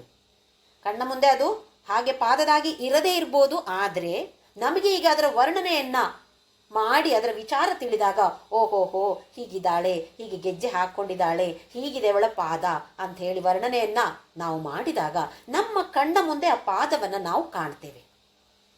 ಅಂದರೆ ಅದರ ಮೇಲೆ ಮನಸ್ಸನ್ನು ಕೇಂದ್ರೀಕರಿಸಿಕೊಳ್ಳುವಂಥದ್ದು ಸ್ವಲ್ಪ ಸುಲಭವಾಗ್ಬೋದು ಅಂತ ಹೇಳ್ತಾರೆ ಪರಮಾಚಾರ್ಯರು. ಹೀಗೆಯೇ ಸ್ವಲ್ಪ ಸ್ವಲ್ಪ ಸ್ವಲ್ಪ ಸ್ವಲ್ಪವಾಗಿ ಪ್ರಯತ್ನ ಮಾಡ್ತಾ ಮಾಡ್ತಾ ಮಾಡ್ತಾ ಮುಂದಕ್ಕೆ ಹೋಗಿ ಕೊನೆಗೆ ಅವಳು ಎಷ್ಟು ಕರುಣಾಮಯಿ ಅಂತ ಹೇಳಿದರೆ ನಮಗೆ ಮೋಕ್ಷವನ್ನೇ ದಯಪಾಲಿಸ್ತಾಳೆ ಅಂತ ಪರಮಾಚಾರ್ಯರು ಹೇಳಿದ ಮಾತುಗಳಿವು. ಹಾಗಾದರೆ ಇಲ್ಲಿ ಶಮಾತ್ಮಿಕ ಅಂತ ಹೇಳಿದರೆ ನಮ್ಮ ಮನಸ್ಸಿನಲ್ಲಿ ಅವಳು ಇರುವಂಥವಳು. ಅವಳು ನಮ್ಮ ಮನಸ್ಸಿನಲ್ಲಿ ಇದ್ದರೂ ಕೂಡ ನಮಗೆ ಅದು ಗೋಚರ ಆಗ್ತಾ ಇಲ್ಲ. ಯಾಕೆ ಅಂತ ಹೇಳಿದರೆ ಲೌಕಿಕ ವಿಚಾರದಲ್ಲಿ ನಾವು ಮುಳುಗಿದ್ದೇವೆ. ಈ ಲೋಕದಲ್ಲಿ ಮುಳುಗಿ ಇದು ನಮಗೆ ಕಾಣಿಸ್ತಾ ಇಲ್ಲ. ಹಾಗಾಗಿ ಪರಮಾಚಾರ್ಯರ ಉಪದೇಶವನ್ನು ಗಮನದಲ್ಲಿಟ್ಟುಕೊಂಡು ಅವಳ ಪಾದಗಳ ಸ್ಮರಣೆಯನ್ನು ಮಾಡ್ತಾ ಮಾಡ್ತಾ ಖಂಡಿತವಾಗಿಯೂ ನಾವು ಒಂದಲ್ಲ ಒಂದು ದಿನ ಆ ಮೋಕ್ಷವನ್ನು ನಮಗೆ ಅವಳು ಖಂಡಿತವಾಗಿಯೂ ಅನುಗ್ರಹಿಸ್ತಾಳೆ. ಬಂಧೂಕ ಕುಸುಮ ಪ್ರಖ್ಯ ಬಾಲಾ ಲೀಲಾ ವಿನೋದಿನಿ. ಬಂಧೂಕ ಕುಸುಮ, ಬಂಧೂಕ ಕುಸುಮ ಅಂತ ಹೇಳಿದರೆ ಮತ್ತೆ ನಮ್ಮ ದಾಸವಾಳದ ಹೂ, ಕೆಂಪು ದಾಸವಾಳಕ್ಕೆ ಬಂಧೂಕ ಕುಸುಮ ಅಂತ ಕೂಡ ಹೆಸರಿದೆ. ಒಂದು ಸಲ ನೋಡಿದ್ದೇವೆ ಮಂದಾರ ಕುಸುಮ, ಮಂದಾರ ಅಂತ ಹೇಳಿದ್ರು, ಕೆಲವು ಕಡೆ ದಾಸವಾಳ, ತೆಲುಗಿನಲ್ಲಿ ಮಂದಾರ ಅಂತ ಹೇಳಿದರೆ ದಾಸವಾಳ. ಅಂದರೆ ಇಲ್ಲಿ ಏನು ಅಂತ ಹೇಳಿದರೆ ಆ ಒಂದೇ ಒಂದು ಹೂ ಅಂತ ಅಲ್ವಾ, ನಾನಾ ವಿಧದ ಹೂಗಳನ್ನು ಹೆಸರಿಸಿ ಅದರ ಒಂದು ಕಾಂತಿ ಹೇಗಿದೆಯೋ, ಎಷ್ಟು ಆಕರ್ಷಣೀಯವಾಗಿದೆಯೋ ಆ ಹೂ, ಅದೇ ಥರ ನಮ್ಮ ಜಗನ್ಮಾತೆಯು ಹಾಗೆ ಆಕರ್ಷಣೀಯವಾಗಿದ್ದಾಳೆ ಅಂತ ಹೇಳ್ತಿದ್ದಾರೆ ವಶಿನ್ಯಾದಿ ವಾಗ್ದೇವತೆಗಳು. ಇನ್ನೊಂದು ಅರ್ಥ ಅಂತ ಹೇಳಿದರೆ ಬಂಧೂಕಕ್ಕೆ ಉತ್ಕೃಷ್ಟವಾದ ರಸಮಯವಾದ ಪ್ರೇಮದ ಬಾಂಧವ್ಯಕ್ಕೆ ಬಂಧೂಕ ಅಂತ ಹೆಸರಿದೆ. ನೋಡಿ ಎಷ್ಟು ಅದ್ಭುತವಾಗಿದೆ, ರಸಮಯವಾದ ಬಾಂಧವ್ಯ. ಯಾವುದೇ ಒಂದು ಬಾಂಧವ್ಯದಲ್ಲಿ ರಸ ಇಲ್ಲ ಅಂತಾದರೆ ನೀರಸ, ಅದಕ್ಕೊಂದು ಯಾವ ಬೆಲೆಯೂ ಇಲ್ಲ. ಅದರಲ್ಲಿ ರಸವನ್ನು ನಾವು ತುಂಬಬೇಕು, ಪ್ರೇಮವನ್ನು ನಾವು ತುಂಬಬೇಕು. ಇಷ್ಟು ಸಮಯವು ನನಗೆ ಅದು ಕೊಡು, ನನಗೆ ಇದು ಕೊಡು, ಇನ್ನೊಂದು ಕೊಡು, ಮತ್ತೊಂದು ಕೊಡು, ಮಕ್ಕಳಿಗೆ ಹಾಗಾಗಲಿ, ನನಗೆ ಹೀಗಾಗಲಿ, ನನ್ನ ರೋಗವನ್ನು ನಿವಾರಣೆ ಮಾಡು ಅಂತ ಎಲ್ಲ ಕೇಳ್ತಾ ಇದ್ದಂಥವರು ಈಗ ಸ್ವಲ್ಪ ಸ್ವಲ್ಪವಾಗಿ ಆದರೂ ಮೇಲಕ್ಕೆ ಏರಿ ಒಂದೊಂದೇ ಹೆಜ್ಜೆ ಮೆಟ್ಲನ್ನು ಹತ್ತಿ, ಇದು ನಿನಗೆ ಕೊಟ್ಟರೆ ಕೊಡು, ಬೇಡದಿದ್ರೆ ಬಿಡು, ಆದರೆ ನಿನ್ನ ಜ್ಞಾನವನ್ನು ನನಗೆ ಕೊಡು, ಪರಬ್ರಹ್ಮ ತತ್ವವನ್ನು ನನಗೆ ತಿಳಿಸು, ನನ್ನ ಮನಸ್ಸು ನಿನ್ನ ಕಡೆ ಹೋಗುವಂತೆ ನೀನು ಎಳ್ಕೊಂಡು ಹೋಗು. ಆದಿಶಂಕರಾಚಾರ್ಯರು ಶಿವಾನಂದ ಲಹರಿಯಲ್ಲಿ ಹಾಗೆ ಹೇಳ್ತಾರೆ, ಒಂದು ಗೂಟಕ್ಕೆ, ಯಾವುದಾ ಗೂಟ, ನಿನ್ನ ಪಾದ ಅಂತ ಹೇಳುವ ಆ ಗೂಟಕ್ಕೆ ಈ ತಿರುಗಾಡುವಂತಹ ಅಲ್ಲಿ ಇಲ್ಲಿ ತಿರುಗಾಡುವಂತಹ ಮದವೇರಿದ ಆನೆ ಹಾಗೆ ನನ್ನ ಮನಸ್ಸು ತಿರುಗಾಡ್ತಾ ಇದೆ. ಇದನ್ನ ಭಕ್ತಿ ಅಂತ ಹೇಳುವ ಆ ಒಂದು ಬಳ್ಳಿ ಹಗ್ಗದಿಂದ ನಿನ್ನ ಪಾದಕ್ಕೆ ನೀನು ಕಟ್ಟಿ ಹಾಕು ಅಂತ ಅದ್ಭುತವಾಗಿ ಬೇಡಿಕೊಳ್ತಾರೆ ಆದಿಶಂಕರಾಚಾರ್ಯರು ಶಿವಾನಂದ ಲಹರಿಯಲ್ಲಿ. ಹಾಗೆಯೇ ಈ ರಸಮಯವಾದ ಬಾಂಧವ್ಯ, ಈ ಬಾಂಧವ್ಯವನ್ನು ನಾವು ಬೆಳೆಸಿಕೊಳ್ಳುವಂಥವರಾಗಬೇಕು. ಅವಳು ಹಾಗೆ ಇದ್ದಾಳೆ. ಬಂಧೂಕ ಕುಸುಮ ಪ್ರಖ್ಯ. ಬಾಲ ಅಂತೇಳಿದರೆ 2 ವರ್ಷದಿಂದ ಸಾಧಾರಣ 9 ವರ್ಷದವರೆಗೆ ಇರುವಂತಹ ಚಿಕ್ಕ ಪುಟ್ಟ ಹುಡುಗಿಯರಿಗೆ ಬಾಲ ಅಂತ ಹೆಸರಿದೆ. ಇನ್ನೊಂದು ನಮಗೆ ಕೆಲವೊಂದು ಸಲ ಅನಿಸುತ್ತೆ, ಒಂದು ಸಲ ಇವಳಿಗೆ ಕ್ಷಯ ವೃದ್ಧಿ ವಿನಿರ್ಮುಕ್ತ ಅಂತ ಹೇಳಿದರು, ಇನ್ನೊಂದು ಸಲ ಆದಿಶಕ್ತಿ ಅಂತ ಹೇಳಿದರು, ಆಮೇಲೆ ಇನ್ನೊಂದು ಸಲ ವೃದ್ಧ ಅಂತ ಹೇಳಿದರು, ಈಗ ಬಾಲ ಅಂತ ಹೇಳ್ತಿದ್ದಾರೆ. ಇದೇನು ಅಂತ ಸಂಶಯಕ್ಕೆ ಬರುತ್ತೆ ನಮಗೆ. ಇದು ಹೇಗೆ ಅಂತ ಹೇಳಿದರೆ ನೋಡಿ, ನಾವೀಗ ಸೂರ್ಯೋದಯ ಸೂರ್ಯಾಸ್ತಮಾನ ಅಂತ ಉಪಯೋಗಿಸೋದಿಲ್ವಾ? ನಿಜವಾಗ್ಲೂ ಸೂರ್ಯ ಉದಯ ಆಗ್ತಾನ? ಸೂರ್ಯ ಎಲ್ಲೂ ಹೋಗೋದಿಲ್ಲ, ಹೋಗೋದು ನಾವು. ಸುತ್ತ ಸುತ್ತ ತಿರುಗಿ ಅವನ ಸುತ್ತ ತಿರುಗ್ತಾ ಇರೋದು ನಾವು. ರೊಟೇಷನ್ ಮತ್ತು ರೆವಲ್ಯೂಷನ್ ಮಾಡೋದು ನಾವು. ಈ ಭೂಮಿ ಮಾಡ್ತಾ ಇರೋದು. ಸೂರ್ಯ ಅವನಲ್ಲೇ ಇದ್ದಾನೆ. ಆದರೆ ನಾವು ಹೇಳೋದೇನು? ಸೂರ್ಯೋದಯ, ಸೂರ್ಯಾಸ್ತಮಾನ ಹೇಳೋದಿಲ್ವೇ? ಅದೇ ಥರ ವೃದ್ಧ, ಬಾಲ ಇದೆಲ್ಲ ಒಂದೊಂದು ದೃಷ್ಟಿಕೋನದಿಂದ ನಾವು ನೋಡಿ ಹೇಳುವಂಥದ್ದು ಬಾಲ. ಲೀಲಾ ವಿನೋದಿನಿ ಇದೆಲ್ಲವೂ ಸೃಷ್ಟಿ, ಸ್ಥಿತಿ, ಲಯ, ತಿರೋಧಾನ, ಅನುಗ್ರಹ, ಈ ಪಂಚಕೃತ್ಯ ಪರಾಯಣಳಾಗಿ ಇದನ್ನೆಲ್ಲ ಒಂದು ಲೀಲೆಯ ಹಾಗೆ ಒಂದು ಅದ್ಭುತವಾದ ಆಟ. ಈ ಆಟವನ್ನು ಆಡ್ತಾ ವಿನೋದಿಸುವಂಥವಳು ಲೀಲಾ ವಿನೋದಿನಿ. ಸುಮಂಗಲಿ ಸುಖಕರಿ ಸುವೇಶಾಢ್ಯ ಸುವಾಸಿನಿ. ಸುಮಂಗಲಿ ಮಂಗಲಮಯವಾದವಳು, ಸುಖಕರಿ ಸುಖವನ್ನು ಕೊಡುವಂಥವಳು, ಕರಿ ಅಂತೇಳಿದರೆ ಮಾಡುವಂಥವಳು, ಸುಖವನ್ನು ನಮಗೆಲ್ಲರಿಗೂ ಕೊಡುವಂಥವಳು. ಮತ್ತು ಹೇಗಿರುವ ಸುಖ? ಶಾಶ್ವತ ಸುಖ. ಈಗ ಕೆಲವೊಂದು ಸಲ ನಮಗೆ ಕೆಲವೊಂದು ತಿಂಡಿಗಳು ಇಷ್ಟ ಇರುತ್ತೆ ನೋಡಿ. ಹೋಳಿಗೆ ಅಂದರೆ ಇಷ್ಟ ಅಂತ ಅಂದ್ಕೊಳ್ಳಿ. ಹೋಳಿಗೆ ಏನು ಭಾರಿ ಖುಷಿ ಆಗತ್ತೆ ತಿನ್ನುವಾಗ. ನನಗೆ ಭಾರಿ ಇಷ್ಟ ಅಂತೇಳಿ ಹೋಳಿಗೆ ತಿಂದೆ. ಹೋದಲ್ಲಿ ಅವ್ರು ಸ್ವಲ್ಪ ಒತ್ತಾಯ ಮಾಡಿದರು, ಇನ್ನೊಂದು ಸ್ವಲ್ಪ ತಿನ್ನಿ ಅಂತ ಹೇಳಿದ್ರು. 3 ಹೋಳಿಗೆ ತಿಂದೆ. ತಿನ್ನುವಾಗ ಎಷ್ಟು ಖುಷಿ ಆಯಿತು. ಮನೆಗೆ ಬಂದು ಹೊಟ್ಟೆ ಎಲ್ಲ ಗ್ಯಾಸು. ಆಮೇಲೆ ಮತ್ತೆ 2 ದಿನ ದಶಮೂಲರಿಷ್ಟ ಕುಡಿ, ಇಲ್ಲ ಯಾವುದೋ ಒಂದು ಔಷಧಿ ತಗೋ, ಎಲ್ಲೋಯ್ತಾ ಸುಖ? ಕ್ಷಣಿಕವಾದ ಸುಖ ಅದು.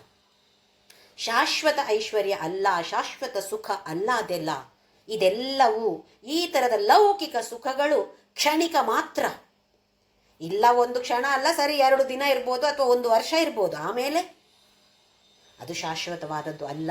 ಆದರೆ ಇವಳು ಶಾಶ್ವತವಾದ ಸುಖವನ್ನು ನಮಗೆ ಕೊಡುವಂಥವಳು. ಸುವೇಶಾಢ್ಯ, ವೇಷಭೂಷಣಗಳು ಹೇಗಿದೆ ಅವಳದ್ದು? ಎಷ್ಟು ಸುಂದರವಾಗಿದೆ. ಸರ್ವಾಭರಣ ಭೂಷಿತ ಅಲ್ವೇ? ಸರ್ವ ಆಭರಣ ಸುಂದರಿ ಅವಳು. ಇದರಲ್ಲಿ ನಮಗೂ ಅವಳಾಗೆ ಆಗಬೇಕು. ಎಲ್ಲ ಆಭರಣವನ್ನು ಹಾಕಿಕೊಂಡು ಸುಂದರವಾಗಿ ಕಾಣುವಂತೆ ನಾವು ಮಾಡಬೇಕು ಅಂತ ಇರುತ್ತೆ. ಖಂಡಿತವಾಗಿಯೂ ತಪ್ಪಲ್ಲ. ಆಭರಣ ಹಾಕಿಕೊಳ್ಳೋದು ಖಂಡಿತವಾಗಿಯೂ ತಪ್ಪಲ್ಲ. ಆದರೆ ಇಲ್ಲಿ ವೇಷ ಅಂತ ಹೇಳಿದರೆ ಹಾಕಿ ನೋಡಿ. ಈಗ ನಮ್ಮ ದೇಹ ಅಂತ ಹೇಳೋದು ಮಾನವ ದೇಹವು ಮೂಳೆ ಮಾಂಸದ ತಡಿಕೆ ಅಂತ ಹೇಳ್ತಾರೆ. ಏನಿದೆ ಒಳಗಡೆ? ಮೂಳೆ ಮಾಂಸ ತಾನೇ ಇರುವಂಥದ್ದು. ಮಲ ಮೂತ್ರ ಇರುವಂಥದ್ದು ಈ ದೇಹ. ಇದಕ್ಕೊಂದು ಹೊರಗೆ ಒಂದು ಚಂದವಾದ ಒಂದು ಚರ್ಮವನ್ನು ಭಗವಂತ ಕೊಟ್ಟು ಬಿಟ್ಟಿದ್ದಾನೆ. ಕಾಣಲಿಕ್ಕೆ ಆಹಾ ನಾನು ಚಂದ ಇದ್ದೇನೆ ಅಂತ ನಮಗೊಂದು ಗರ್ವ, ಅಹಂಕಾರ.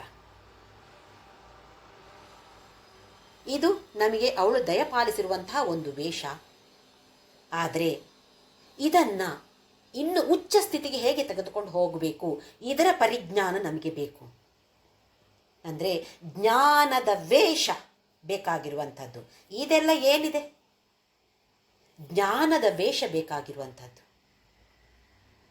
ಆ ಜ್ಞಾನವನ್ನು ಪಡೆದುಕೊಂಡ್ರೆ ಅದು ಅದ್ಭುತವಾದ ವೇಷ. ಅದರ ಜೊತೆ ಒಂದು ಉತ್ತಮವಾದ ನಗು. ಇದಿದ್ದರೆ ಇನ್ನು ಯಾವ ಆಭರಣವೂ ಬೇಡ. ಕೆಲವೊಂದ್ಸಲ ನಾವು ನೋಡ್ತೇವೆ, ಉತ್ತಮವಾದ ಆಭರಣ ಹಾಕ್ಕೊಂಡಿರ್ತಾರೆ, ಮುಖ ಮಾತ್ರ ಸಿಂಡರಿಸಿಕೊಂಡಿದ್ರೆ ಅವ್ರ ಹತ್ರ ಹೋಗ್ಬೇಕು ಅಂತಲೂ ಅನ್ಸಲ್ಲ. ಯಾರಿಗೆ ಬೇಕು ಇವರ ಆಭರಣ ಅಂತ ಅನ್ಸೋದಿಲ್ವೇ? ಹಾಗೆ ಜ್ಞಾನದಿಂದ ಬಂದಿರುವಂತಹ ಸುಖ ಅದು ಕಾಣಬರುವಂಥದ್ದು, ವ್ಯಕ್ತವಾಗುವಂಥದ್ದು. ಅದರಷ್ಟಕ್ಕೆ ನಾವೇನು ತೋರಿಸೋದಂತಲ್ಲ, ಅದರಷ್ಟಕ್ಕೆ ಅದು ವ್ಯಕ್ತವಾಗುವಂಥದ್ದು ಸುವೇಶಾಢ್ಯ. ಸುವಾಸಿನಿ, ಉತ್ತಮವಾದ ವಾಸನೆ ಇರುವಂಥವಳು. ಅಂದರೆ ಏನು, ಒಳ್ಳೆ ಇದೆಲ್ಲ ಹಾಕ್ಕೊಂಡಿರುವಂಥವಳ? ಪರ್ಫ್ಯೂಮ್ ಎಲ್ಲ ಹಾಕ್ಕೊಂಡು ಬಂದಿದ್ದಾಳ ಅವಳು? ಇಲ್ಲ, ನಾವು ಹಾಕಿದ್ದೇವೆ ಅವಳಿಗೆ ಪರ್ಫ್ಯೂಮು. ಹೇಗೆ? ದಿವ್ಯಗಂಧ, ಉತ್ತಮವಾದ ಚಂದನ ಲೇಪನ ಮಾಡೋದಿಲ್ವೇ? ನಾವೆಲ್ಲ ಗಂಧ ಲೇಪನ ಮಾಡೋದಿಲ್ವೇ? ಇದರಿಂದಾಗಿ ಅವಳು ಅದ್ಭುತವಾದ ಪರಿಮಳವನ್ನು ಸೂಸ್ತಾ ಇದ್ದಾಳೆ. ಇನ್ನೊಂದು ಅರ್ಥ, ನಿಜವಾದ ಅರ್ಥ ಏನು ಅಂತ ಹೇಳಿದರೆ, ನಾವೆಲ್ಲರೂ ವಾಸನೆ ಬೀರೋರಾಗಬೇಕು ಅಂತ ಹೇಳಿದರೆ ಉತ್ತಮವಾದ ಸೇವೆಯನ್ನು ಮಾಡಬೇಕು. ನಿಸ್ವಾರ್ಥ ಭಾವದಿಂದ ಸಮಾಜಕ್ಕೆ ನಮ್ಮಿಂದಾಗಿ ಒಳಿತಾಗಬೇಕು. ಯಾವುದೋ ಒಂದು ರೀತಿಯಲ್ಲಿ, ಓಹೋ ನೀವು ಹೀಗೆ ಮಾಡ್ತಾ ಇದ್ದೀರಿ, ನಮಗೆ ಹಾಗೆ ಮಾಡಲಿಕ್ಕೆ ಬರೋದಿಲ್ಲ, ಗೊತ್ತಿಲ್ಲ, ಬೇಡ. ಅದು ಒಂದೇ ಕ್ಷೇತ್ರ ಅಲ್ಲ, ಹಲವಾರು ಕ್ಷೇತ್ರಗಳಿವೆ. ಯಾವ ಕ್ಷೇತ್ರದಲ್ಲಿ ನಮಗೆ ಸಮಾಜ ಸೇವೆ ಮಾಡಬೇಕು ಅಂತ ಅನ್ಸತ್ತೋ, ಯಾವ ಕ್ಷೇತ್ರದಲ್ಲಿ ನಮಗೆ ನೈಪುಣ್ಯತೆ ಇದೆಯೋ ಅದನ್ನು ನಾವು ಇನ್ನೊಬ್ಬರಿಗೆ ತಿಳಿಸಿ ಸಮಾಜದ ಸೇವೆ ಮಾಡಬಹುದು. ಹೀಗೆ ಸೇವೆ ಮಾಡಿದಾಗ ನಮ್ಮ ವಾಸನೆ ಅಂದರೆ ಆ ಜ್ಞಾನ ಎಲ್ಲ ಕಡೆ ಹಬ್ಬಿಕೊಳ್ಳತ್ತೆ. ಇದು ಸುವಾಸಿನಿ. ಹಾಗೆಯೇ ಸುವಾಸಿನ್ಯರ್ಚನ ಪ್ರೀತ ಶೋಭನಾ ಶುದ್ಧ ಮಾನಸ. ಅಂತಹ ಸುವಾಸಿನಿಯರು ಯಾರು? ಪರ್ಫ್ಯೂಮ್ ಹಾಕ್ಕೊಂಡವರಂತ ಅಲ್ಲ. ಯಾರು ಅದ್ಭುತವಾದ ಶ್ರೇಷ್ಠವಾದ ಸಾಧನೆಯನ್ನು ಮಾಡ್ತಿದ್ದಾರೋ, ಸಮಾಜ ಸೇವೆಯನ್ನು ಸಲ್ಲಿಸ್ತಾ ಇದ್ದಾರೋ ಅಂಥವರ ಕೈಯಿಂದ ಅರ್ಚನೆ ಪಡೆಯುವಂಥವಳು. ಅದು ತುಂಬ ಪ್ರೀತಿ ಅವಳಿಗೆ. ಸುವಾಸಿನ್ಯರ್ಚನ ಪ್ರೀತ ಅಶೋಭನ. ಅಶೋಭನ ಅಂತೇಳಿದರೆ ಅಪಾದ ಮಸ್ತಕ ಸೌಂದರ್ಯ. ಪಾದದಿಂದ ಹಿಡಿದು ಆ ಕಾಲಿನ ಬೆರಳು ಉಗುರಿನ ತುದಿಯಿಂದ ಹಿಡಿದು ತಲೆಯವರೆಗೆ ಸೌಂದರ್ಯ. ಇದು ದಿವ್ಯವಾದ ಸೌಂದರ್ಯ. ಶುದ್ಧ ಮಾನಸ, ಪರಿಶುದ್ಧವಾದ ಮನಸ್ಸು ಇರುವವಳು. ಬಿಂದು ತರ್ಪಣ ಸಂತುಷ್ಟ ಪೂರ್ವಜ ತ್ರಿಪುರಾಂಬಿಕಾ. ಬಿಂದು ತರ್ಪಣ ಸಂತುಷ್ಟ. ಶ್ರೀಚಕ್ರದಲ್ಲಿ ಬಿಂದು ರೂಪದಲ್ಲಿ ಅವಳಿದ್ದಾಳೆ. ಹಾಗೆಯೇ ಯಾರಾದರೂ ಕೂಡ ಏನನ್ನು ಅವಳಿಗೆ ಸಮರ್ಪಣೆ ಮಾಡಿದ್ರೂ ಸಂತುಷ್ಟಳಾಗಿರ್ತಾಳೆ.